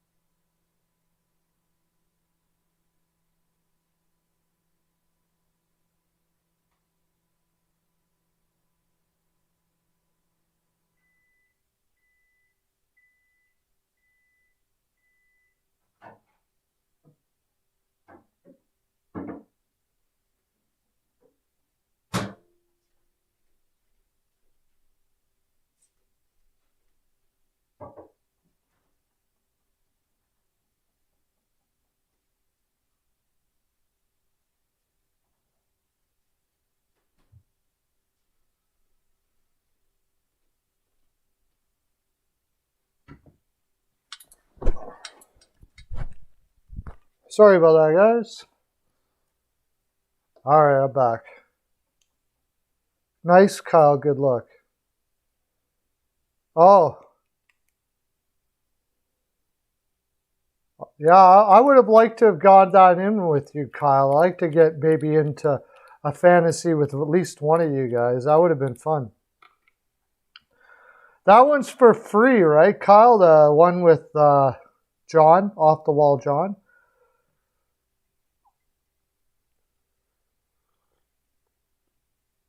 We got 6 concurrents now. Okay. We're looking for someone to help us out. 1 to 100. 1 to 100. You for Hines for Nashville Predators as a coach. What score would you give him? We're 1 away.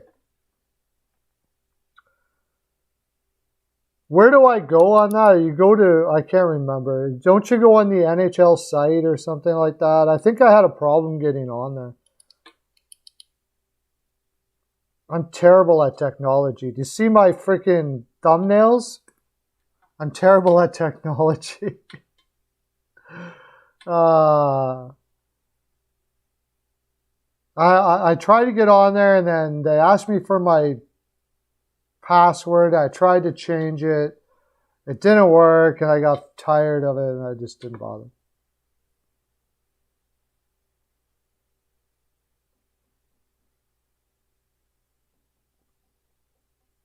Just got there on time. Oh, okay.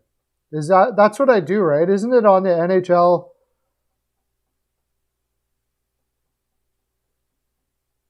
He does Yahoo and ESPN. Okay. So do I go on the ESPN website or what? How do I do that? Then I'd have to sign up to ESPN because I don't have ESPN. That one would probably be better because I haven't actually signed up to it.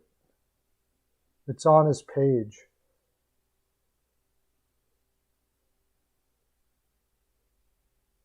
He has a page? Oh, is it on his page in Steel Flyers? I should know this, right? I am the manager.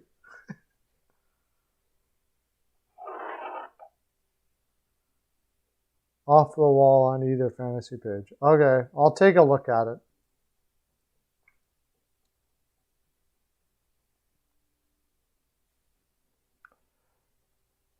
I want to get once I'm getting full-time wages doing this, I'm going to do way more fantasy stuff for sure.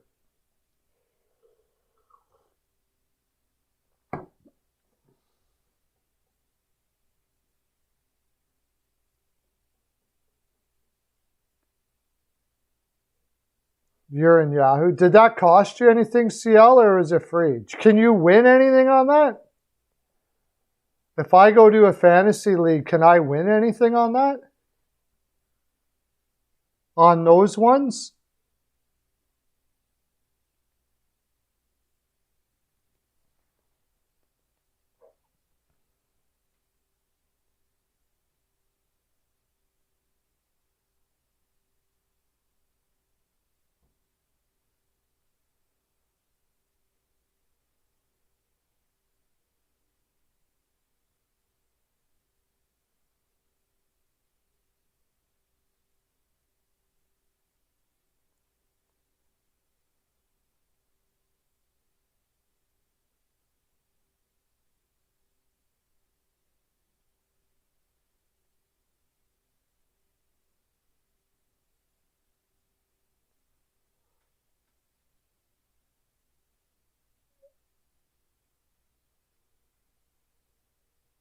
Oh, it's free. Okay.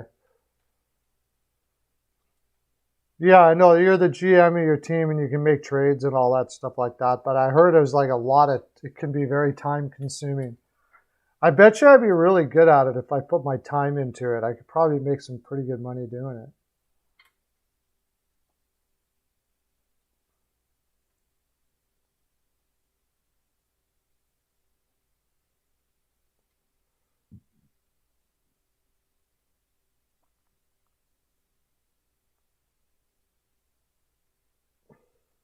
I got a ton of it.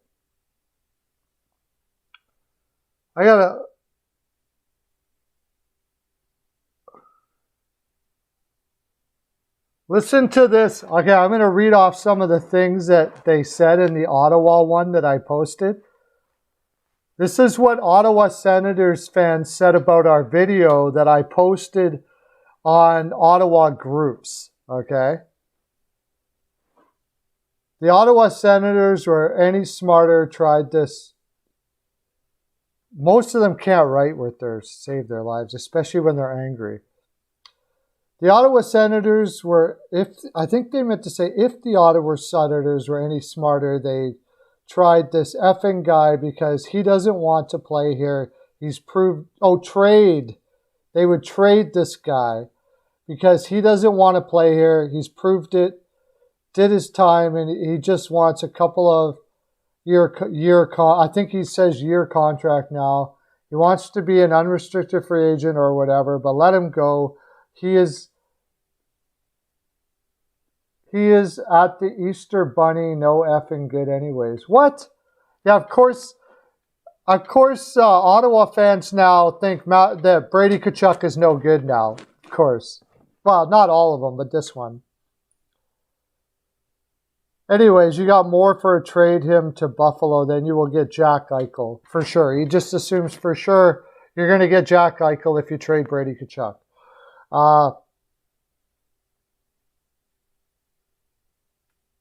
Or 2 or 3 players that trade him on a team that doesn't want to let him deal with it. That's what he says. So I'm going to read off fans what they say about trading Tkachuk. I'm a Sens fan, but the way I see it, either he wants to be in Ottawa or he doesn't. Either way, I'm more interested in the players and the team that will be for this season. That's who we should be supporting, with or without Brady Tkachuk. Yeah, your standard fan response. I'll reply back to these guys later, but I want to read out some of the ones that they did. Here's another one.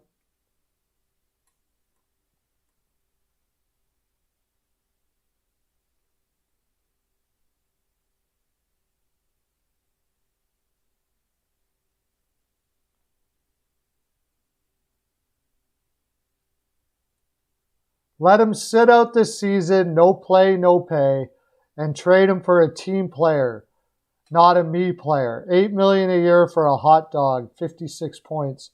1-year contract at $8 million, and see if he puts up that numbers to warrant that much. This guy figures that they should just give him 1-year contract at $8 million. And if he does it, to see if he does that well again, and then see if it warrants that much. I don't know about you, but if I'm Brady Tkachuk, I'm not going to risk some injury that might happen just because you don't think I'm going to be that good. This is the whole thing that comes down here, right? Like, I think Brady Tkachuk has shown enough that the guy's going to be a beast. Either you're going to pay him or you're not going to pay him and move on. $8.5 million for 8 years. To me, it's steep, but for a guy like Brady, I'm probably going to do it.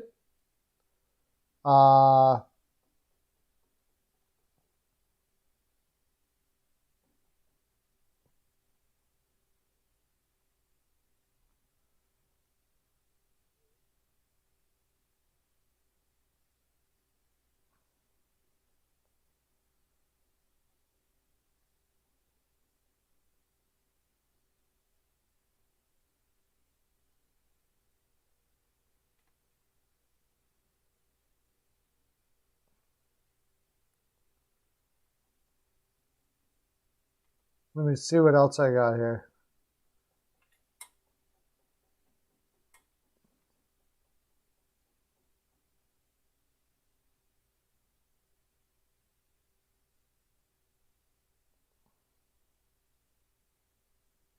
I sent one to St. Louis. I sent one to St. Louis, and one of the St. Louis guys says, "Don't tease me like this, sir."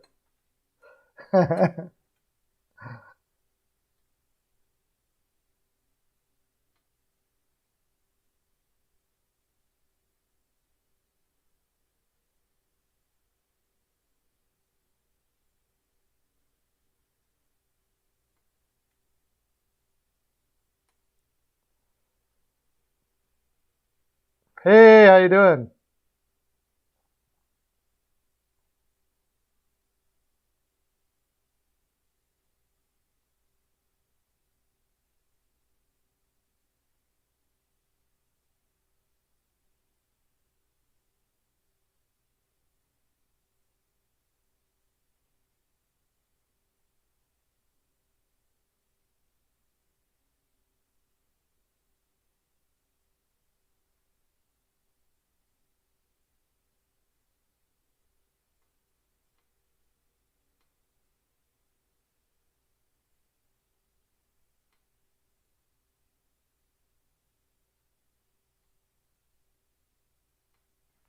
Another guy. Okay, this is what the St. Louis guy. Jacket, how you doing? I did a Tkachuk trade video, Jacket.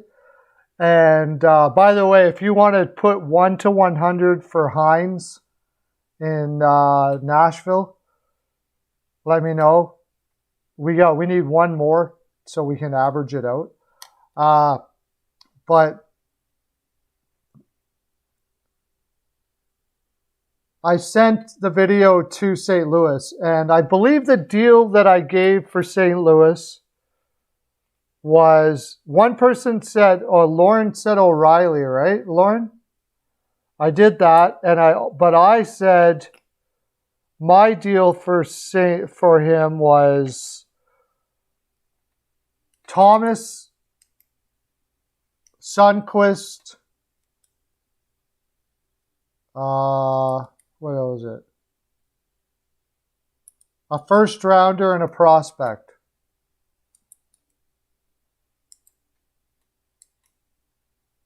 And he said, dude, you crazy thinking St. Louis would give up that much. The Tkachuk boys will both eventually end up in St. Louis with hometown discounts. Not so sure about hometown discounts, dude.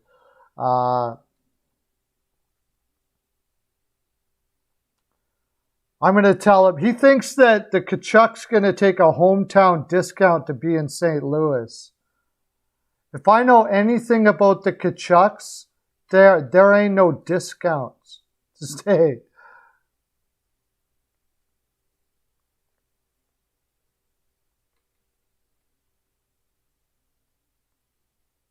Their dad never took a discount for nothing. How you doing, Jacket? I'm going to say I can't see Tkachuk. I can't see a Tkachuk taking a discount.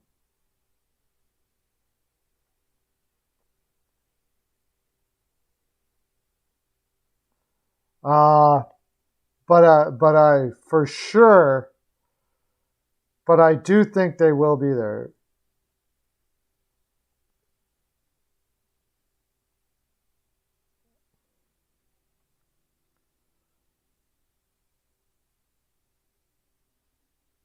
Yeah, for sure they're shooting themselves in the foot. You give them 8.5 for 8 and shut up, and like that's it. What are you doing? No, I wouldn't do a bridge. I know. I want 8.5 for 8. I'm giving you 8.5 for 8. If they're not willing to go 8.5 for 8, then I will have to trade Tkachuk, as much as I'd hate it. But 8.5 for 8 is a fair deal. If they're not willing to, Ottawa apparently is not willing to go 8.5 for 8. That's where they're shooting themselves in the foot. I would give them 8.5 for 8 for sure. No doubt about it. It would have been over a long time ago. Here you go, buddy. Go out there and win us a cup. I think there's more offense in Brady Tkachuk than a lot of people do. But I would have been done by now. You win cups with guys like that.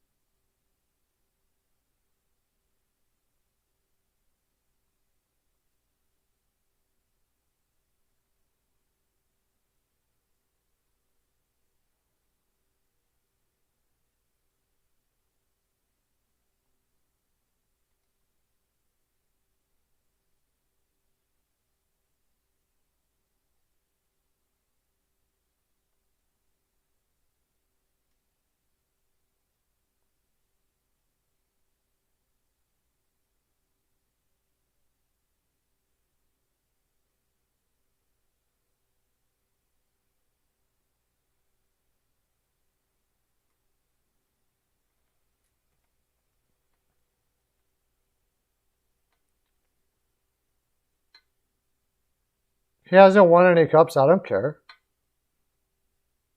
He's not a 40 to 45 point guy. No way. He's only 22 years old, and he would have put up 50 points last year on a team where he has no center. Norris is like an average second line center at best. The guy's put up 45 points already between the age of 18 and between the ages of 18 and 21. He's averaged 45 points, and he's had no team to play with. If he would have been if he would have been drafted by the Rangers, he would have had 60 to 70 point seasons by now, easy, just like his brother. Even if he were to play with Lidstrom or somebody like that. You don't know what Yzerman has tried to do yet. You have no idea what Yzerman has tried to do yet, because you'll never find out what Yzerman is doing. When do you ever hear Yzerman rumors? When Mantha got traded, nobody knew it was coming. Nobody heard anything about it. Just boom, Mantha's traded. Gone. I wouldn't doubt that he would be in on Tkachuk if he thought. But the only reason why Stevie Y will not be in Tkachuk, I think, maybe not the only reason, but a big reason, is if he thinks he's going to St. Louis anyways, then forget about it.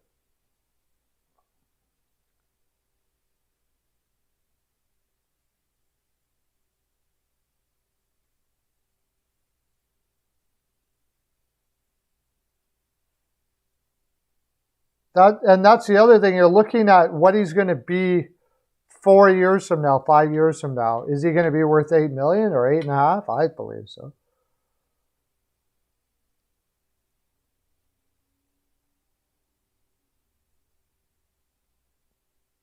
Yeah, he traded Duran for Sergachev. Not only that, what does Ottawa want from Detroit? Ottawa, what are you going to give up to get him? If they're going to trade it, like they haven't even talked about a trade yet. In Ottawa, you're trading them within the division to a team that really only has one number one center right now in Larkin, and they're going to want a center back. You know,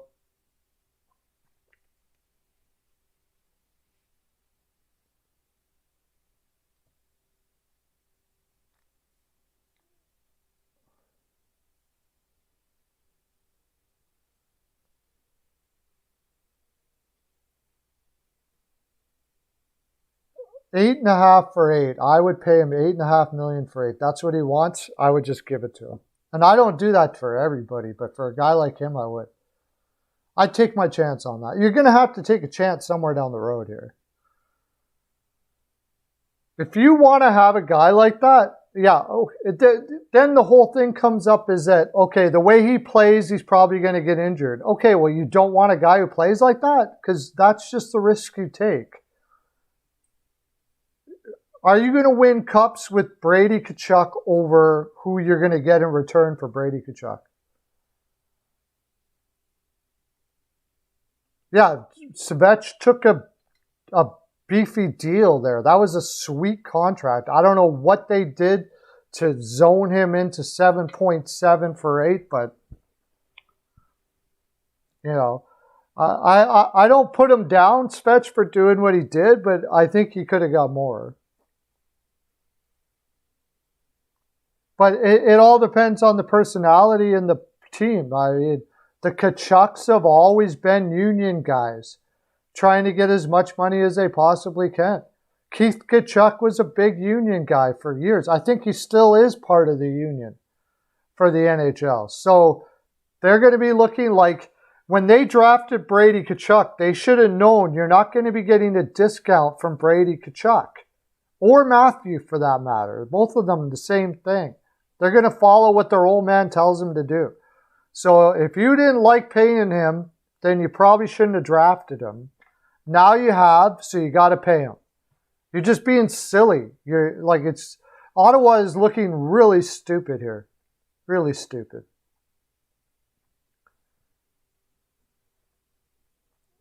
And you're going to let the guy sit and ruin his development? I guess that's up to Brady then.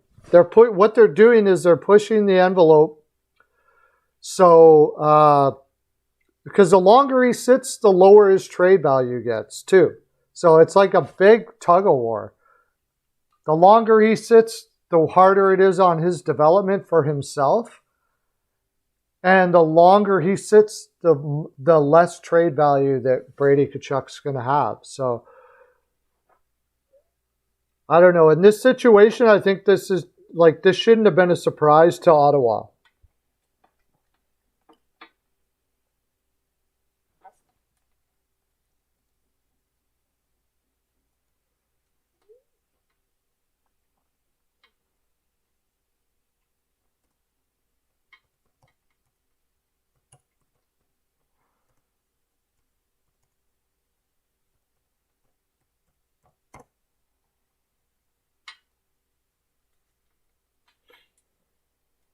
No, I don't think they get Lafreniere for Tkachuk. No.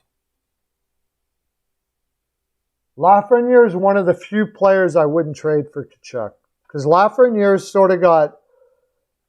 Lafreniere's faster, will get more points than Tkachuk. Not quite the physical guy that Tkachuk is. But, yeah, I wouldn't trade Lafreniere for Tkachuk. I don't think they would do that. Straight across, no. I just don't think, no. Especially since they have him now for a couple of years at his entry level. I don't think so.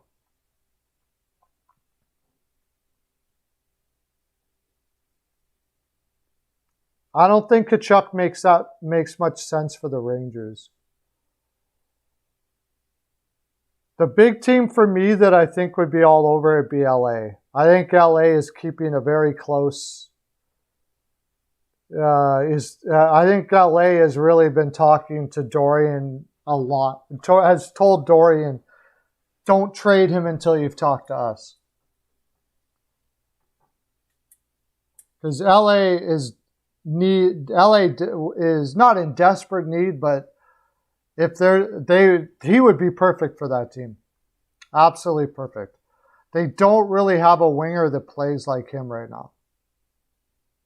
Or close to him. So it'd be like the perfect combination to add into that mix, I would say. And then Calgary would be interested because maybe if they got the brothers together, that they could keep them from going to St. Louis. Like, you're here now, so do you really need to go to St. Louis? We'll pay you both handsomely and keep you here. They're both, what Calgary wants to be type players. And may do it. They may be able to do it. But we're going to find out in the next little while here because I don't think Ottawa is going to... I think Ottawa has basically got it's 8 years at $8 million or you sit. And I don't think they're going to do a bridge, and I don't blame them. I don't blame them for not doing a bridge.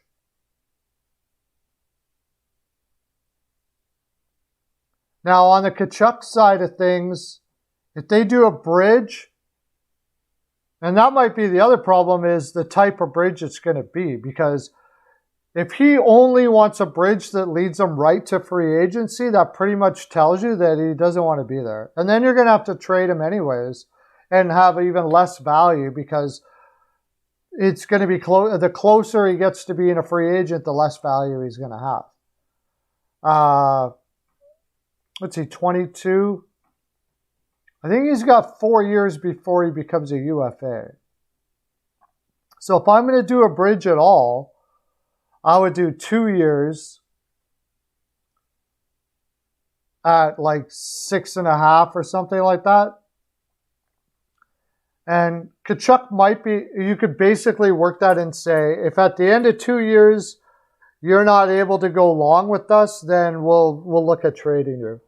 Because you'll know more about where they're at, where he's at. But the big thing about Ottawa is they know that when they're really going to need Brady is 2 years from now. Because as much as they keep on saying the rebuild is over, it's not. That team still has a ton of holes right now. So,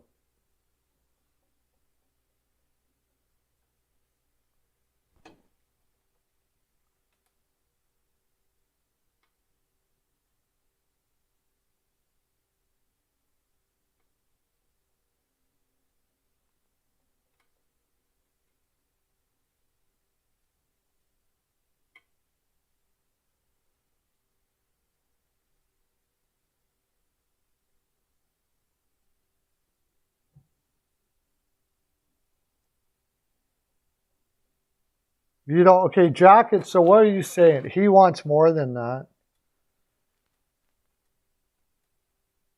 You don't blame him for asking more than 8? So you're big on him as I am, Jacket. I know they're pretty pissed in Ottawa. You put it up in the fans are pissed. And I don't blame them.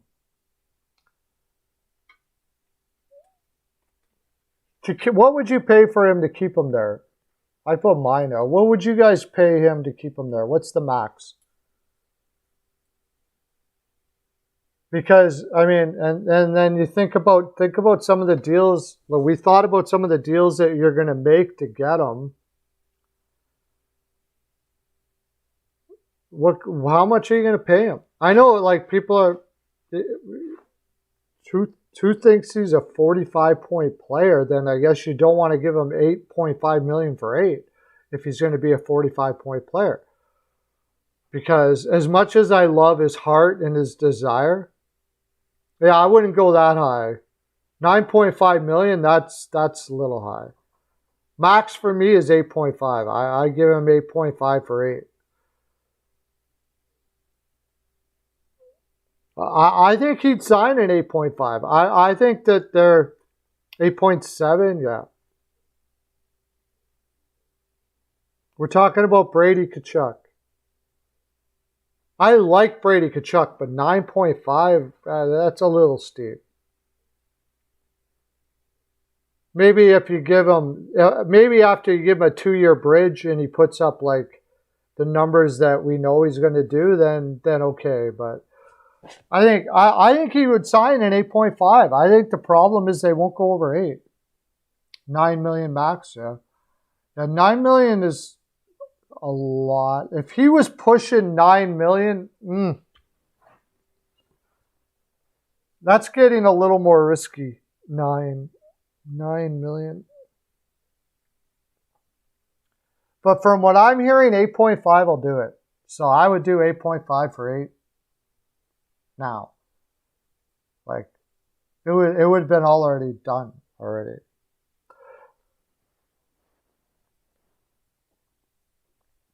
I think one of the problems they have is they think that Stützle is better than him. And, so if Stützle is better than Tkachuk, and he could be, at least skill-wise, what number is he going to have?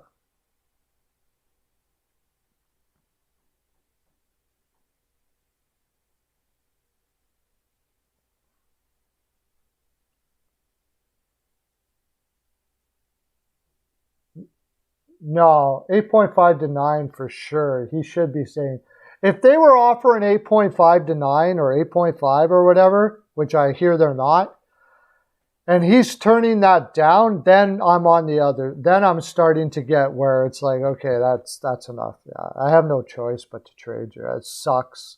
I would hate it.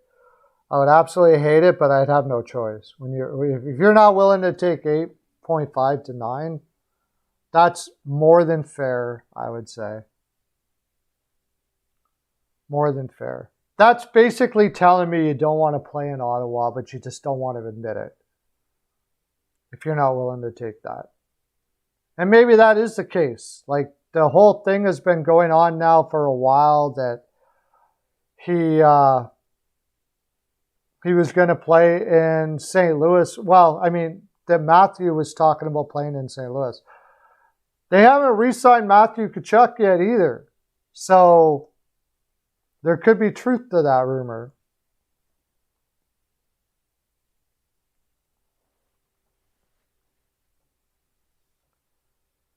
Yeah,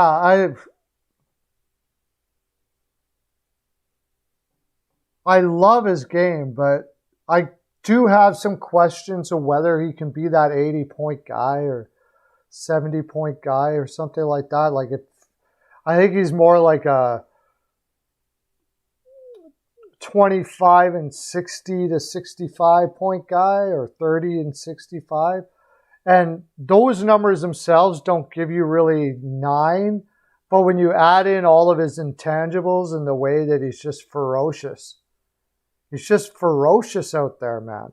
And he stirs everything up and he gives your team so much energy. He like in the playoffs, he'll physically beat the other team down. And I don't know, what do you put on a value on that?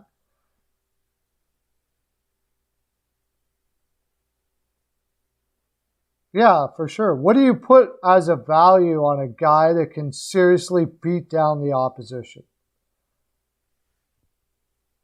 He plays the kind of game that can actually beat down the opposition.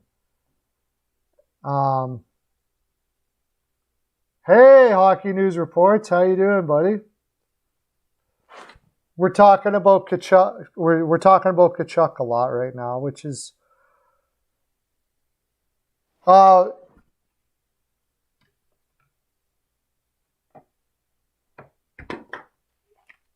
also, we're looking for one more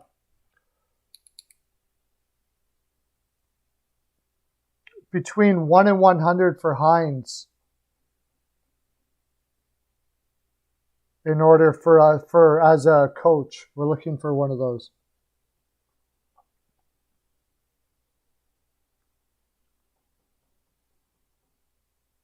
I wanted the list of the PTO contracts. Well,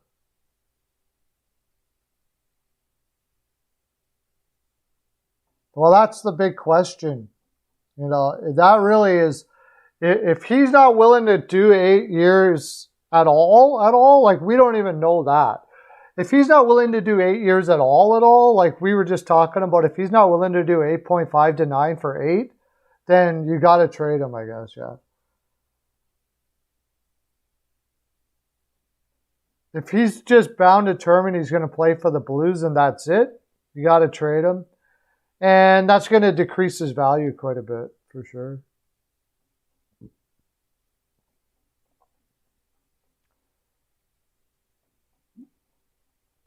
I just posted it on the Blues thing, and I said it would cost...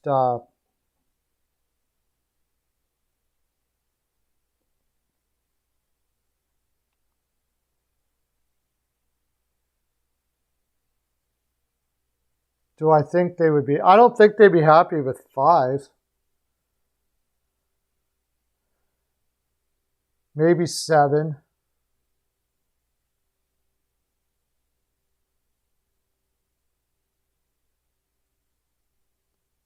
It's for Tannen that's in legal trouble.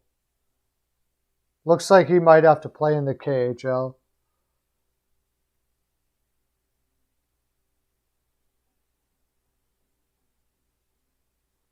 I don't know. I think they might have to be happy with 5 years, but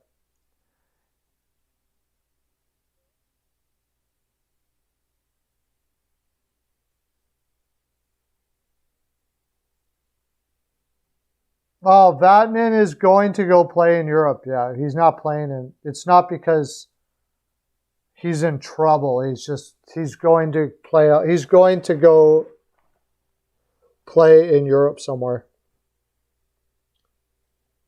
Gusev released from PTO contract. I think Gusev will end up back in the K. He just doesn't have the game for the NHL. maybe Reader too.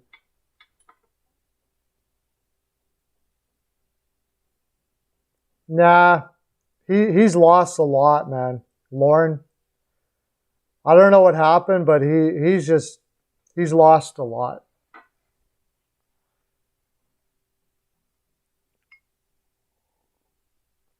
He went downhill super fast. He gets it's probably injury related, yeah.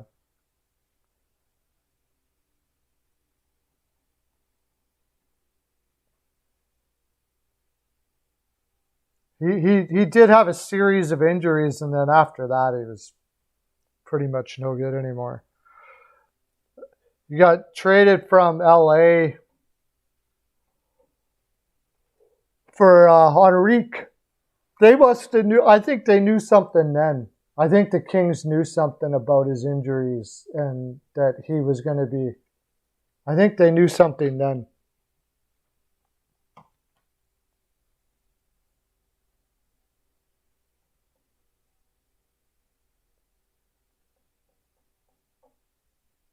Nah, he was at one time, but he just got worse and worse. And when he got to New Jersey, he was. Yep, that's the Frolic shirt.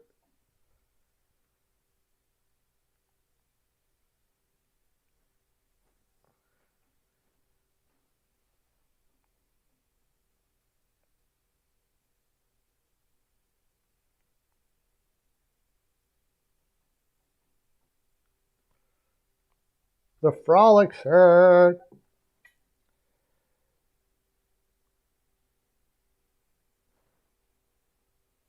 That is a beauty. My daughter made it for me.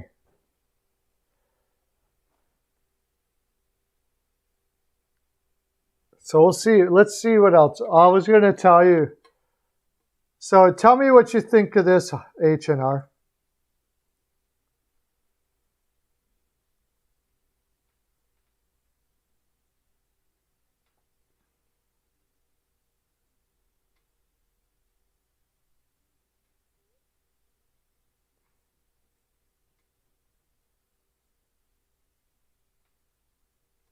Okay, what else we got?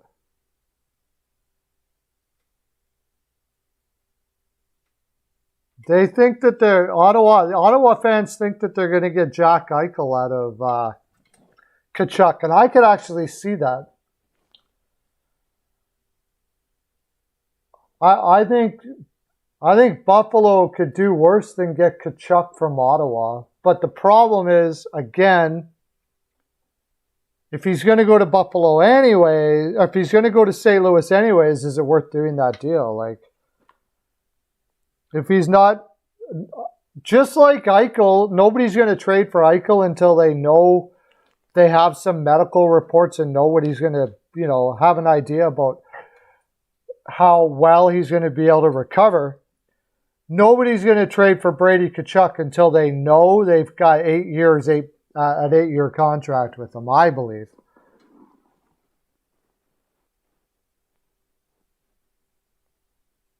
Yeah, exactly. Maybe that's a good thing to hold over his head. Work out a deal with the Sabres and then say, you don't sign 8 years for 8, we're trading you to the Sabres and you got to be there for the next 4 years before you go to St. Louis. Good idea, Hockey News Reports. There's a good one.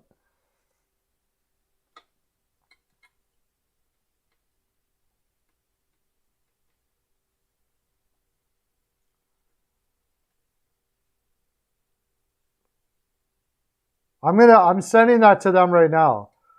I'm going to say that's a great threat. Tell Tkachuk that if he doesn't sign,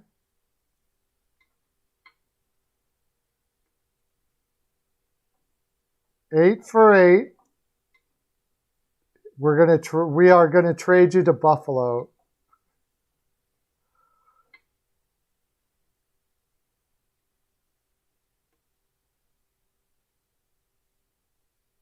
Nice.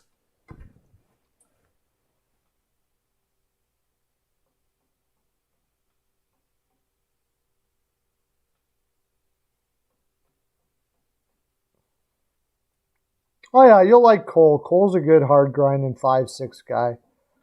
Nothing wrong with Cole.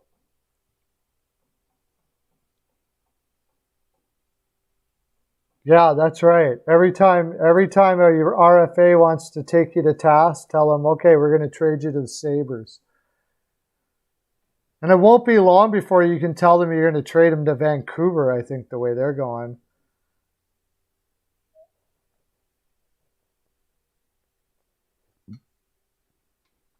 Good idea.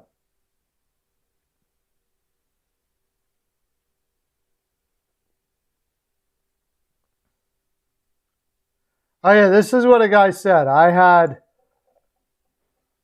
H&R, I had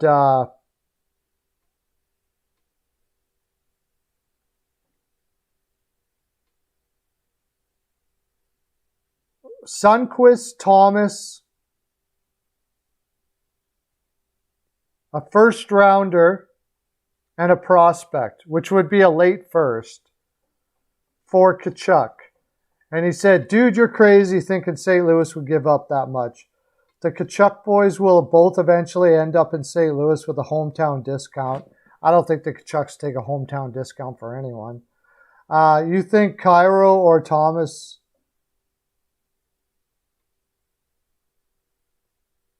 Do you smoke or drink too much? Senators are a miserably bad team and have forever. You're reaching on this. That's what he says. Yeah, I don't know if Neighbors would be the prospect, but that's the thing. That's tipping it. They're really high on Neighbors. But I think Neighbors is probably like a third liner, really. He's got awesome motor, man. Like, he'll freaking give her like crazy. But he's not that big. He does play hard, though. Wouldn't be a bad pickup. But do you think that's a fair deal? They think I'm crazy. What he thinks is that the Tkachuks and both the Tkachuks are going to come anyway, so that wasn't a terrible trade offer. I didn't think it was a terrible trade offer either. So I messaged him back and said I would let him sit before I took less.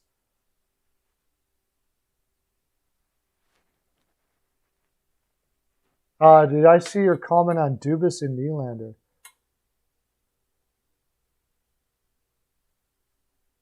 Yeah, it should have threatened to go to Buffalo. Yeah, that's a good idea. Especially then. It was even more of a crap show there. Where the heck is Weichel, by the way? I can't believe we haven't even seen him once yet today. By the way, Hockey News Reports, did you put something in? We need one more vote for Hines from 1 to 100 as a coach.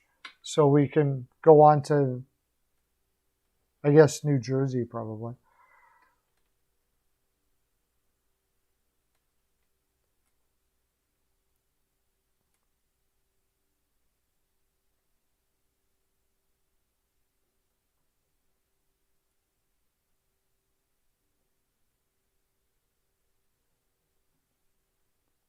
Okay, I got another one here. Yeah, Weichel isn't here. That's strange. I know we'd be talking a lot more Toronto Maple Leaf stuff. Dubas is on the hot seat? Maybe. Could be. I don't know how long he's going to be able to hold on to the we would have been better if it wasn't for COVID. You know, it screwed up my plan. The next coach would be, oh, you give him 57. Okay. I don't know. Can we even do the average now? It's been so long since we did that. Can you do the average? Yeah, we got a 57 for Hines. The next is going to be New Jersey. So rough.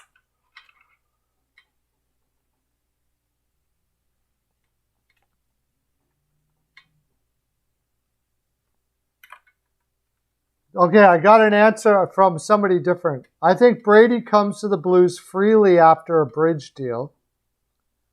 There's no way the Blues give up their future to get him here early. Thomas Cairo.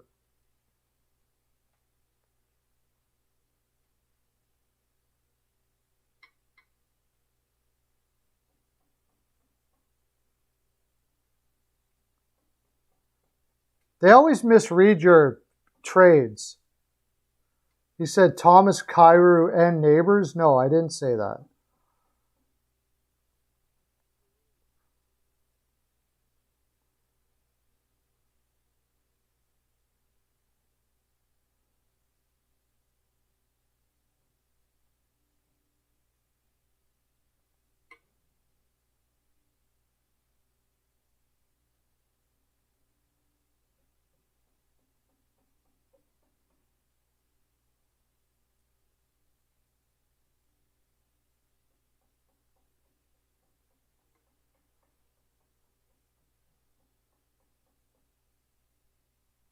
Okay, no way. Robert Thomas and Brady are great friends and will likely have immediate chemistry. You know they're going to want to try them out on the same line.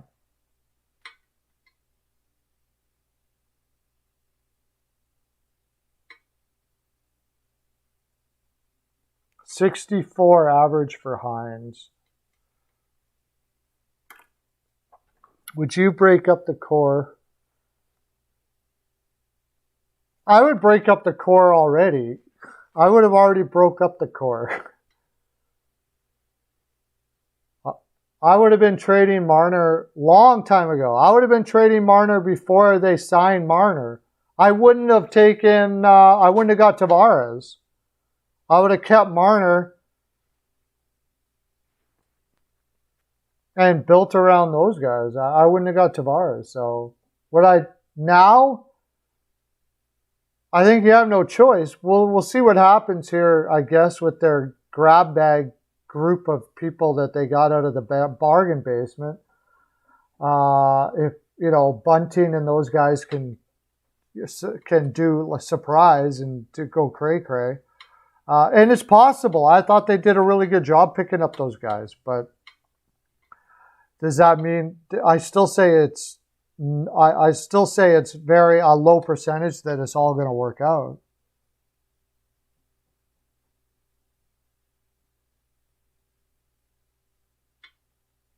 All right. Okay. So anyways,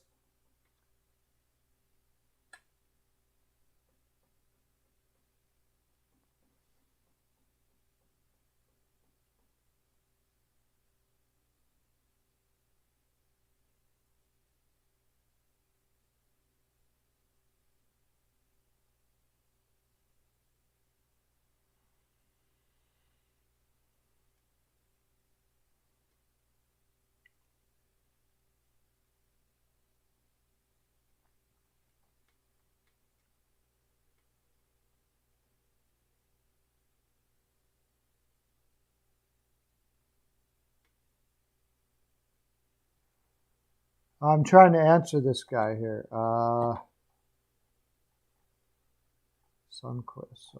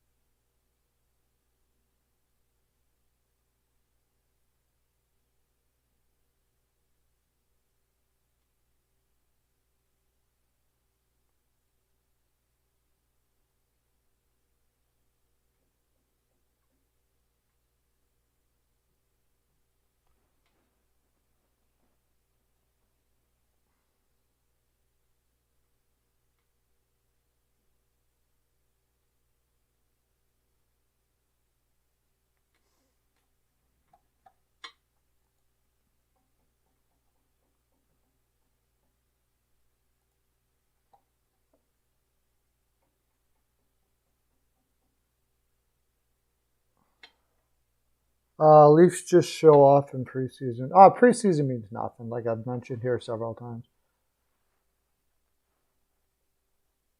If you have any questions, Well, anyways, we're doing rough now, so you can put in your pick for rough. I don't think you can put him too high yet. I do think the team is getting a lot better under rough, but when you think about all the other coaches out there, it's kind of hard to give him a high mark. But it's 1 to 100 for rough.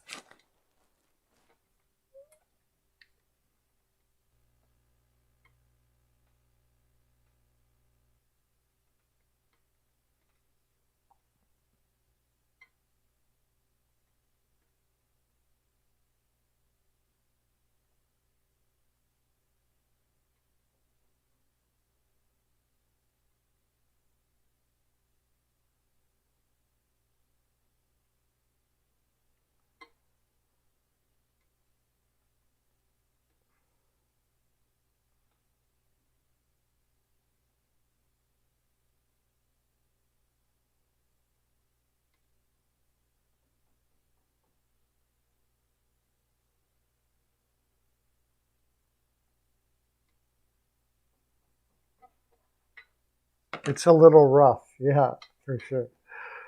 No doubt. That's a good way of putting it.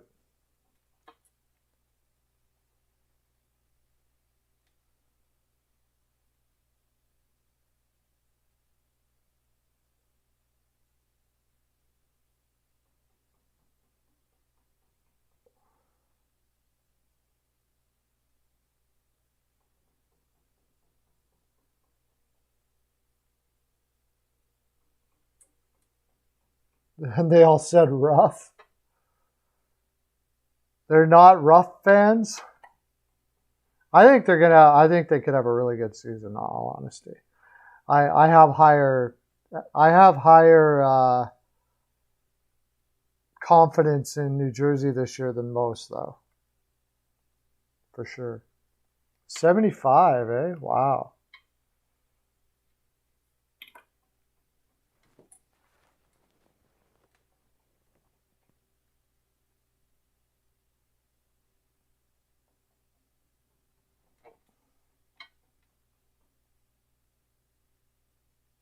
That's, yeah, I got to think about that.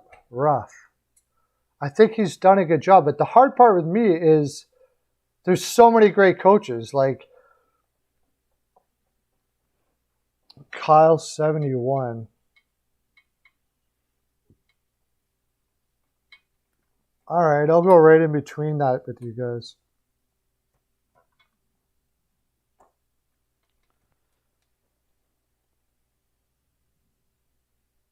$73.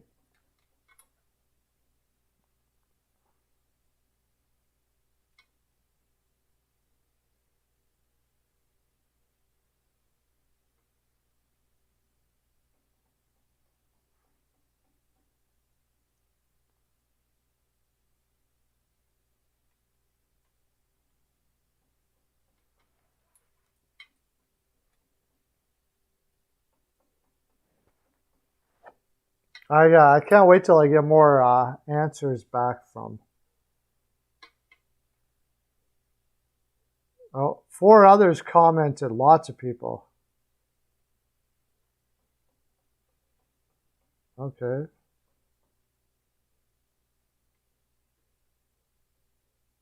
Now there's one guy says 8 million for 8 or get out.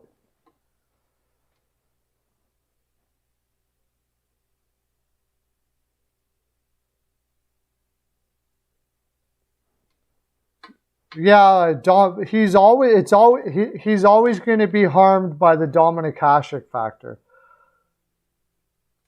That was the thing. There's always going to be that Dominic Hasek factor for him until he does something with another team. But I think he's got a good shot to do some good big things in New Jersey, so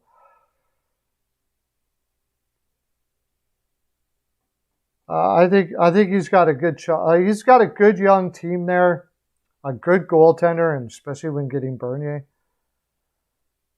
He had Miller too. Was that 2006?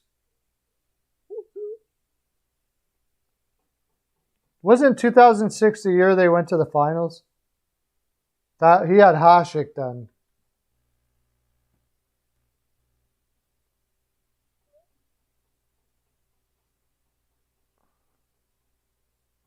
Oh, okay.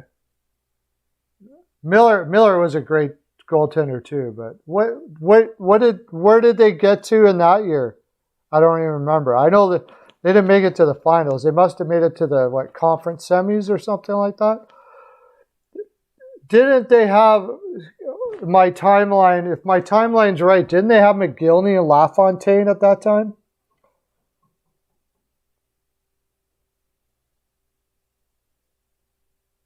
$19.99. Okay, that was way earlier.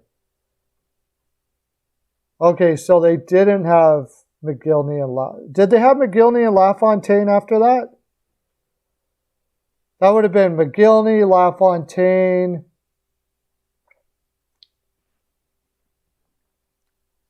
Yeah, Eastern Conference Finals.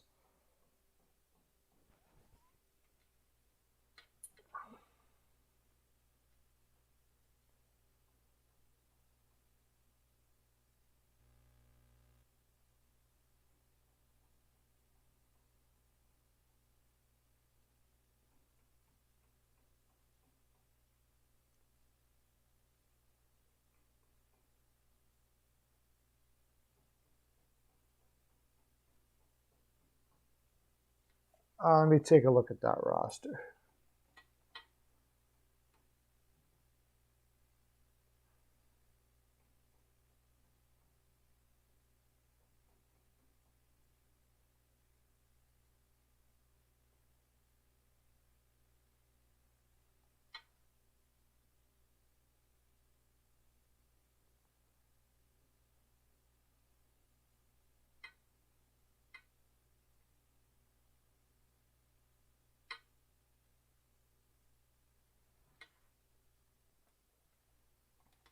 Pominville, okay.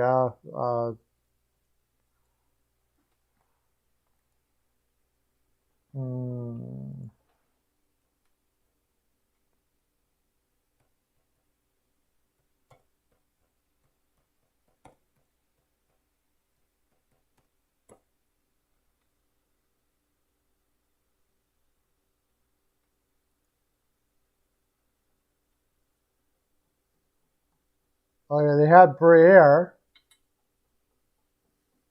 Tim Connolly, Jochen Hecht,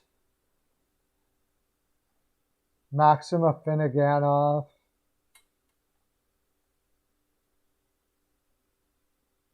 Yeah, it's pretty bad roster. Daniel Paille was all right for a bit. Derek Waugh. Drew Stafford. Man, they just... Yeah, and Thomas Vanek. Thomas Vanek was really good at that time, though, wasn't he? And then Brian Campbell. Brian Campbell played well for them.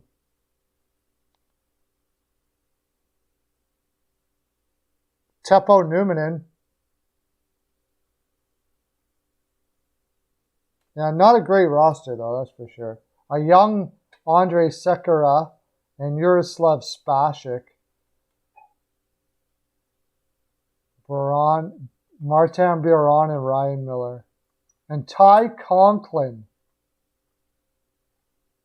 Donius Zubris.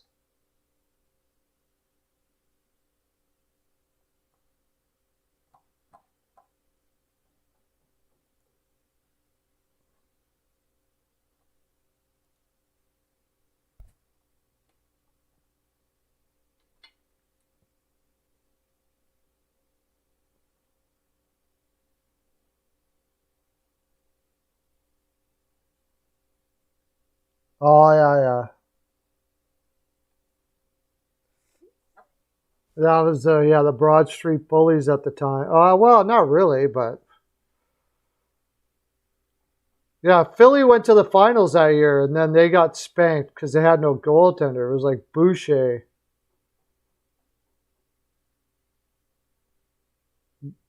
Oh, they got by Philly that year.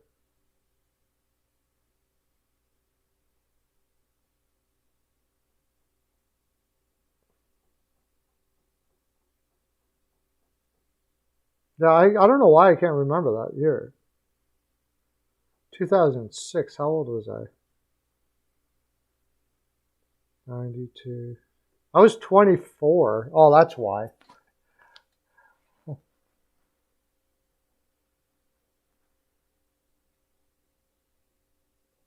They got by Philly that year.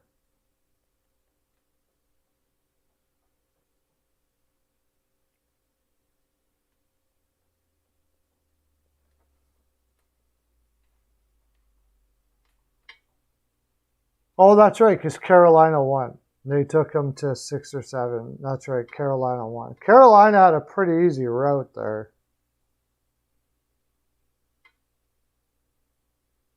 In 06, yeah, that's right, because Carolina won in 06.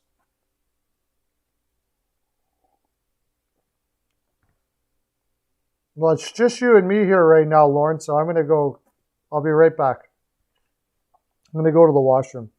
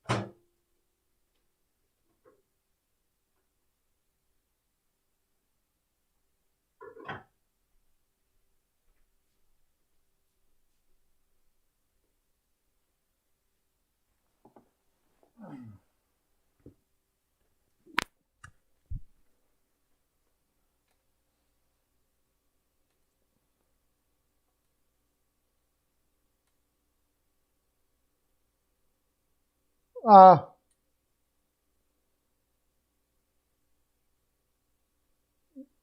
I mean, they would have had a better chance to win the cup that year. Would they win the cup that year? Probably not, no. Are you still there, Lauren?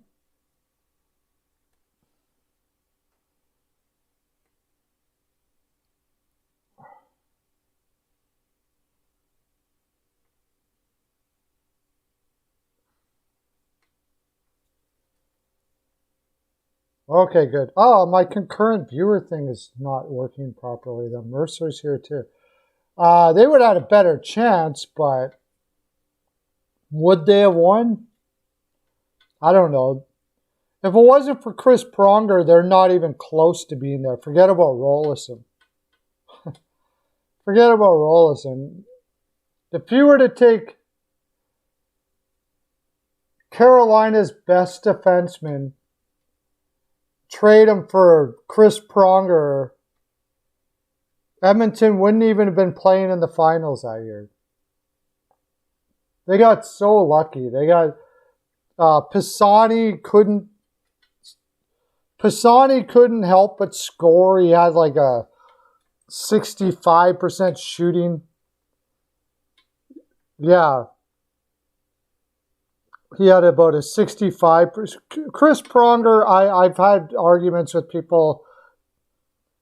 He's top 5 for sure defenseman I've ever seen.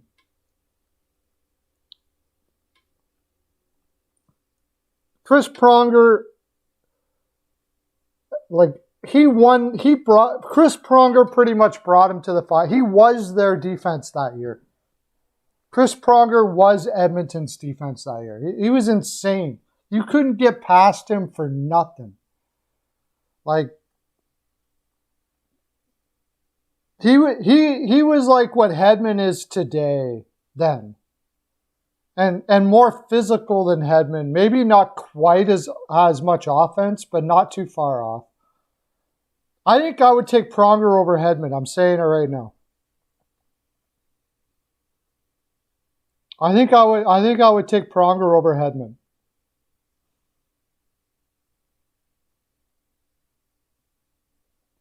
At the time, anyways. I mean, the guy, he took the whole ice. Like,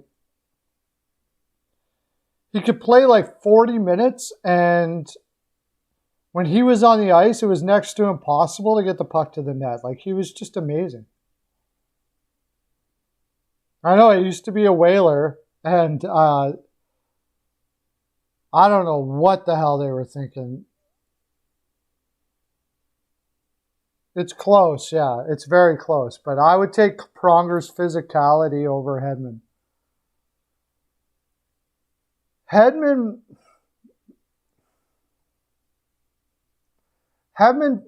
might be a little better of a skater. But Pronger was just a freaking beast physically. Like, Hedman's not going to beat the opposition down like Pronger did. When you went into a corner with Pronger, you were going to get hurt. It was not going to be pretty. And he was mean as hell.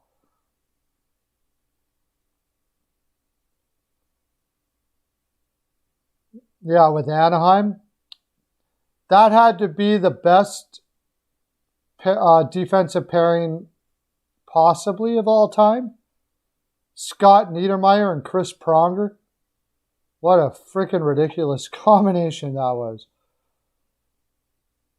I remember that year I said that there's no doubt Anaheim's going to friggin'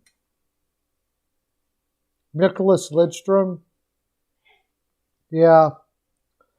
Yeah, it's hard not to say Lidstrom too. The guy never made a mistake.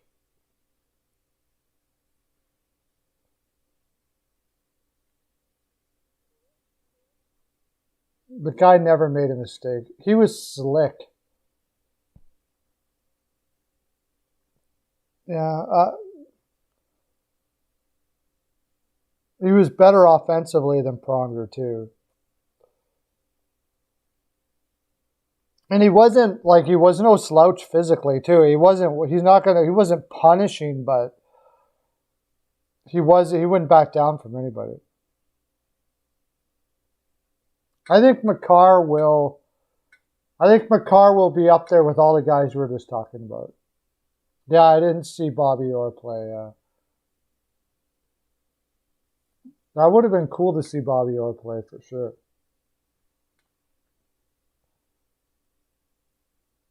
My dad says Bobby Orr was the best of all time. That's what he says. And the reason why he said that was because he changed the game so much, for one. And two,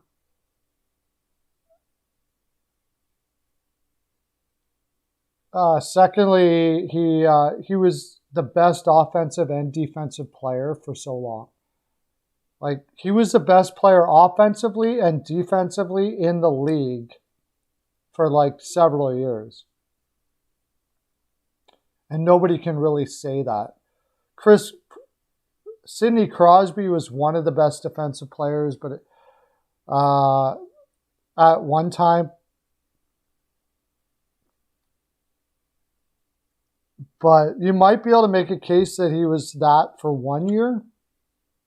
Now, of course, you're saying that when there was only 6 teams. So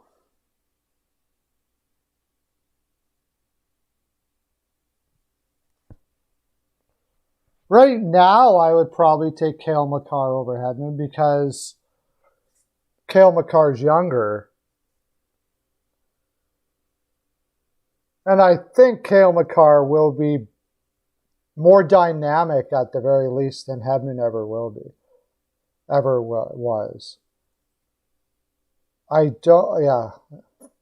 That'll be a tough comparison. But I think his offense is going to be insane, and that's starting this year.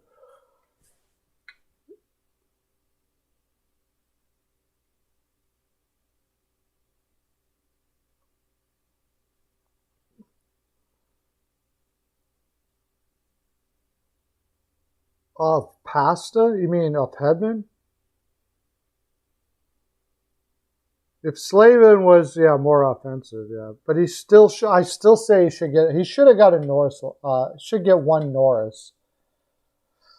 I can't really argue with the Fox pick last year, but it seemed like the year that he could have got it. He should get one Norris here. The only problem is now, Makar's probably going to get a whole bunch of them. How is Slavin going to, I just don't, I thought you were talking about Pasternak, but yeah, I mean, he would rival Orr, though.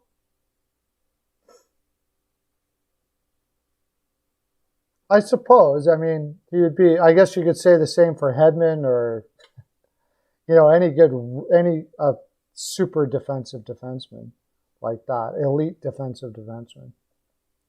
Yeah. Any elite defensive defenseman, if they had that's pretty hard to find, though. Hedman's an elite defensive defenseman. Slavin. How many would Rod Langway got if he had the offense that he? I would say Slavin is like Rod Langway. Slavin and Rod Langway are similar to each other. Slavin is like the Rod Langway of our generation.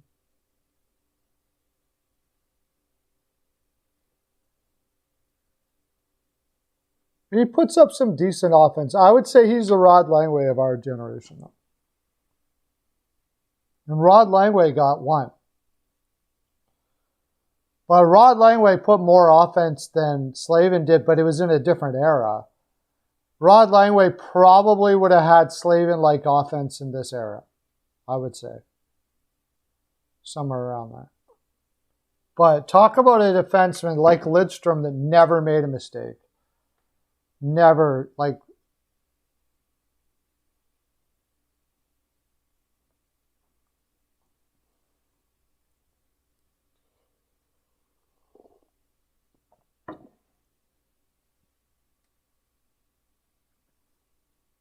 wow. I never thought D'Angelo's was ever that bad. But We'll see what he does in the regular season.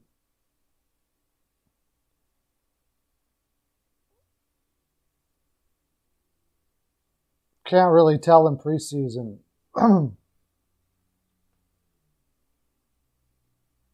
You're not getting enough pressure in preseason to really say how good it is or bad it is.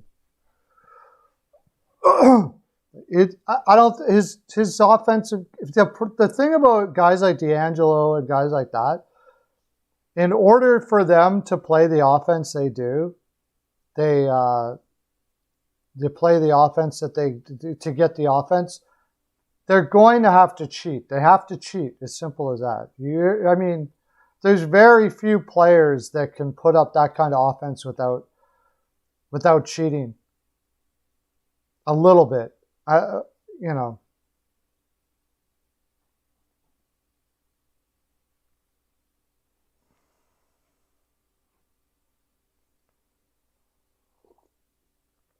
Well, D'Angelo has always been like that. D'Angelo's never been afraid to learn. He's got a terrible rap. The more I hear about D'Angelo, the more I think it was just simply, and it was simply his political leanings and his vocalness about it that Aaron Dell on waivers. He won't get picked up, yeah.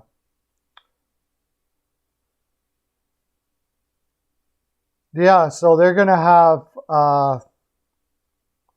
Tokarski. I'm really happy for Tokarski to get some backup money, man. Him and his girlfriend, or are they married now? I don't know if I think they're married now. His wife is a goaltender too. They're both a goaltender.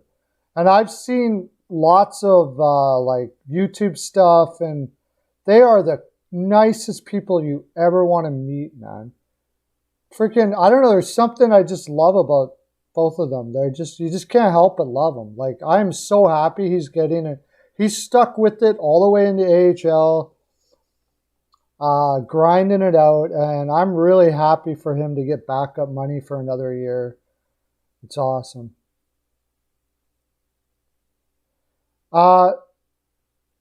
He didn't fight his goalie. I don't know. He said some things. That's all I know. From what I understand, he said a derogatory remark to one of his teammates that was Italian and called him a derogatory term for an Italian. But D'Angelo is Italian. So what I'm hearing now is it was blown out of proportion, and there was a whole bunch of a few guys that played with D'Angelo that came to his defense afterwards and saying that D'Angelo's not racist. I know him. There's nothing racist about him, and all of this kind of stuff like that. So Carolina, when they looked into it, like I said, I'm sure they talked to Ranta. I'm sure they talked to Stepan. I'm sure they talked to Brady Shea and Jesper Fost. They've got a whole bunch of ex-Rangers there. And obviously they said, he's not that bad. You just got to whatever, you know.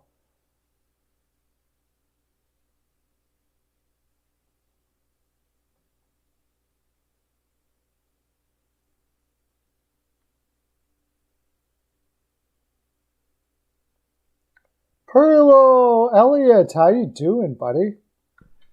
Check this out. Oh, by the way, this shirt, I don't know if you can see this. On the back of this shirt. Actually, I'm going to...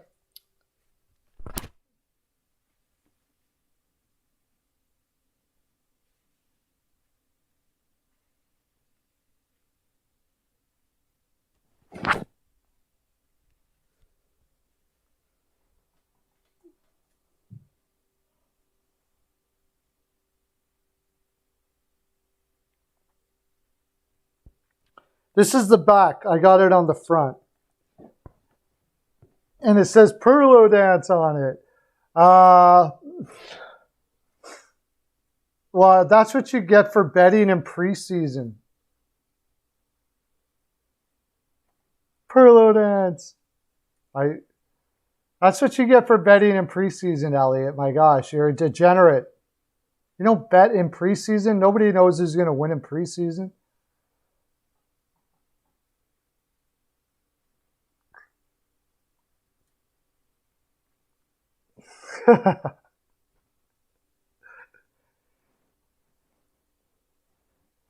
Yeah, it's pretty cool.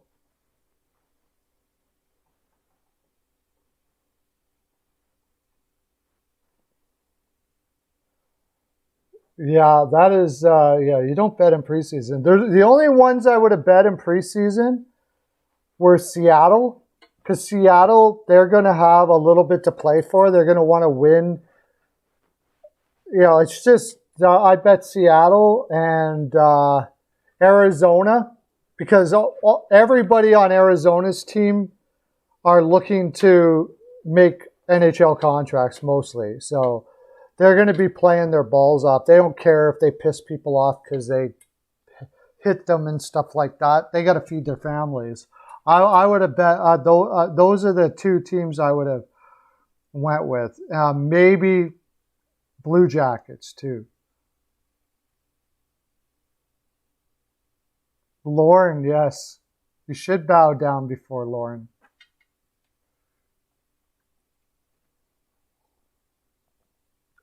You must have got some good stuff in if you're coming in on my live now, Elliot. Rangers today? You could be. I honestly, Elliot, I don't even watch preseason, so I wouldn't even know who won or who didn't win, except for I was right about Seattle and Arizona. I don't even watch it. It bores me. And this year they don't even have ESPN bought up all the preseason rights, even from Canada. And you barely can watch a preseason game in Alberta here at all, even if the Oilers are playing. So.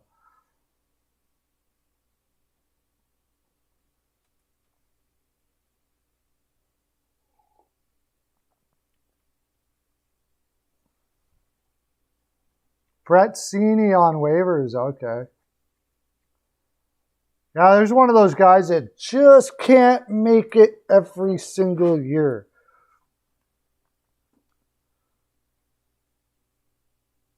Let's see, what do we got here? I don't know if you guys are into crypto at all, but crypto's going crazy. Bitcoin's going nuts.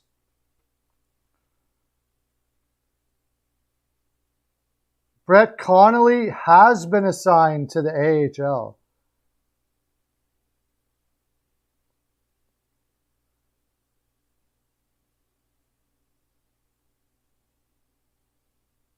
Oh, look at that. Remember what I was talking about having an exception for CHL talent? Guess what? It's going to happen. The AHL, on an agreement between the AHL and CHL that would allow some ineligible players to spend the 2021-22 season in the professional ranks.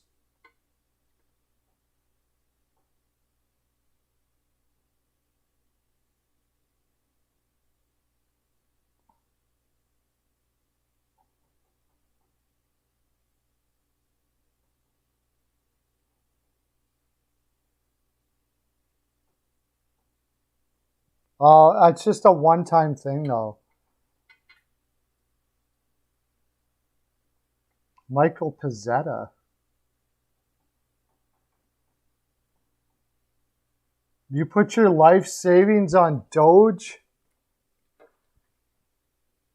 you'll probably end up doing okay. I don't think you could have. I think you could have your money on any coin and you'd be fine. Once Bit goes up to 200,000 or whatever.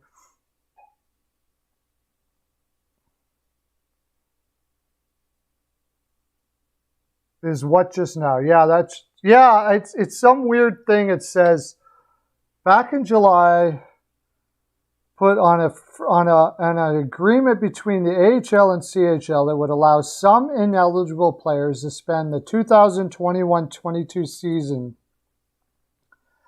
in the professional ranks. Normally, players drafted out of the CHL are not eligible to play in the AHL until they're 20. This one-time exception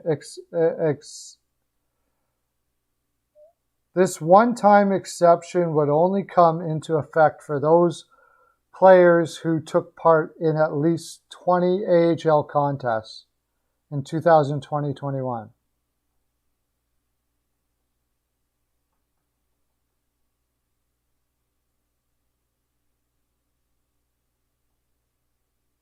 And this week, Anaheim sent Jacob Perreault and Jean-Luc Foudy to there.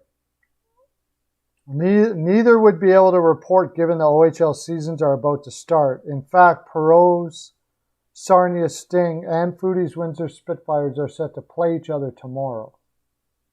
I don't understand why they can do that.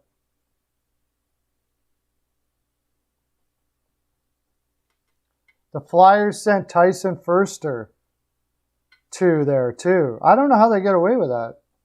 Like all the other people in the league, the teams in the league should be like livid right now. Byfield got hurt. Yeah, Whitechapel. Byfield got hurt.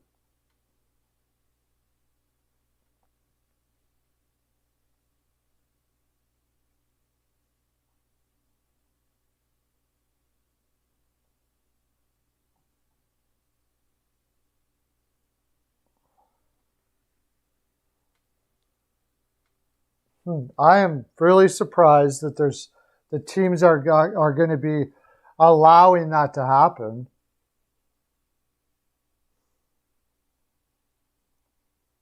Less than 20 games. I don't understand why other teams are allowing that to happen. Unless they're working on, maybe they're finally working on some sort of exemption.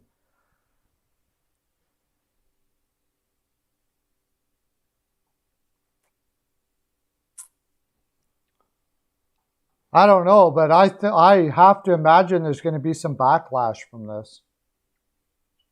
A good one would be Carolina, because I know it doesn't make sense for them to put him in juniors. And it's going to hurt his development to not play up in the bigs, really.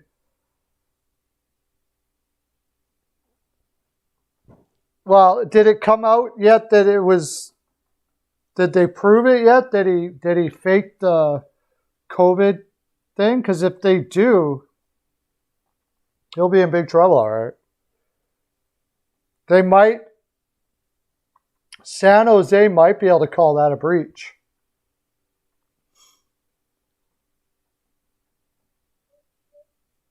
And if that would nullify his contract.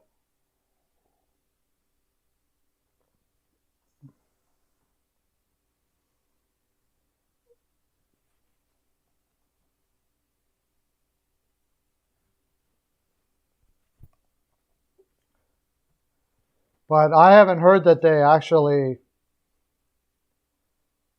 he actually got found guilty of that.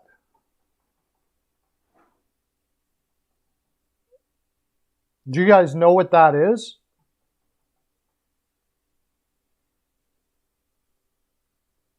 Top Shelf did a video on it saying that he got caught.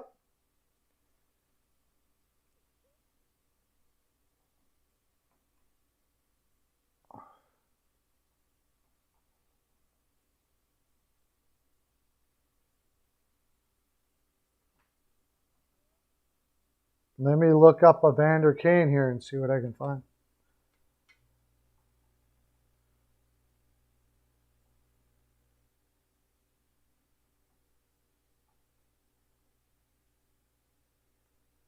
Fake vaccine cards, 26 minutes ago.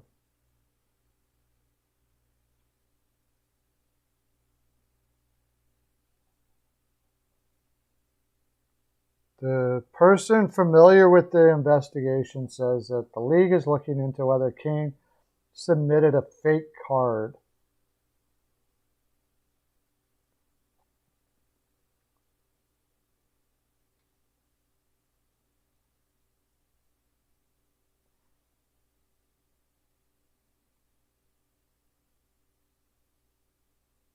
It doesn't say that it's come out truth yet.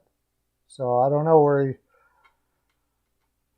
Did Top Shelf say that it's been confirmed? Because I'm seeing no confirmation here as of right now.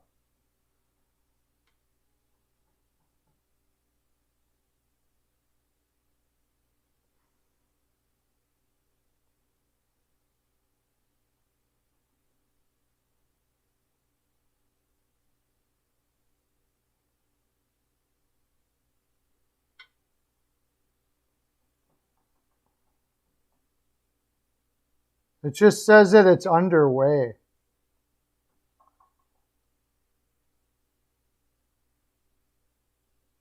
Yeah, it just says that it's underway. It doesn't say that he actually did it. It's actually done yet.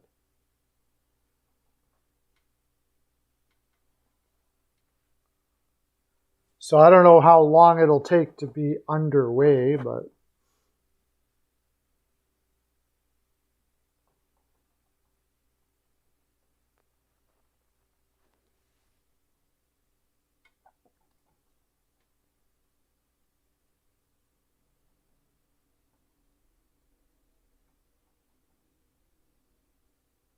Well, I think I'm going to call her a day.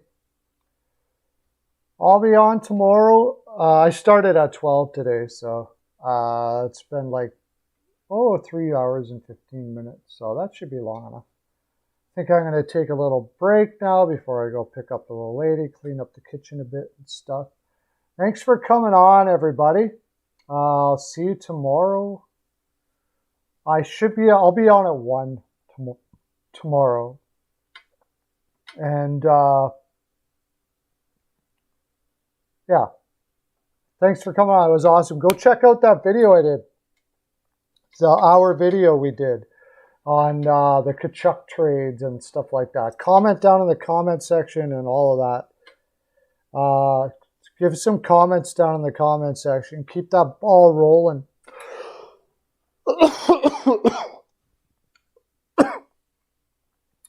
It is true that the investigation is underway, but it's...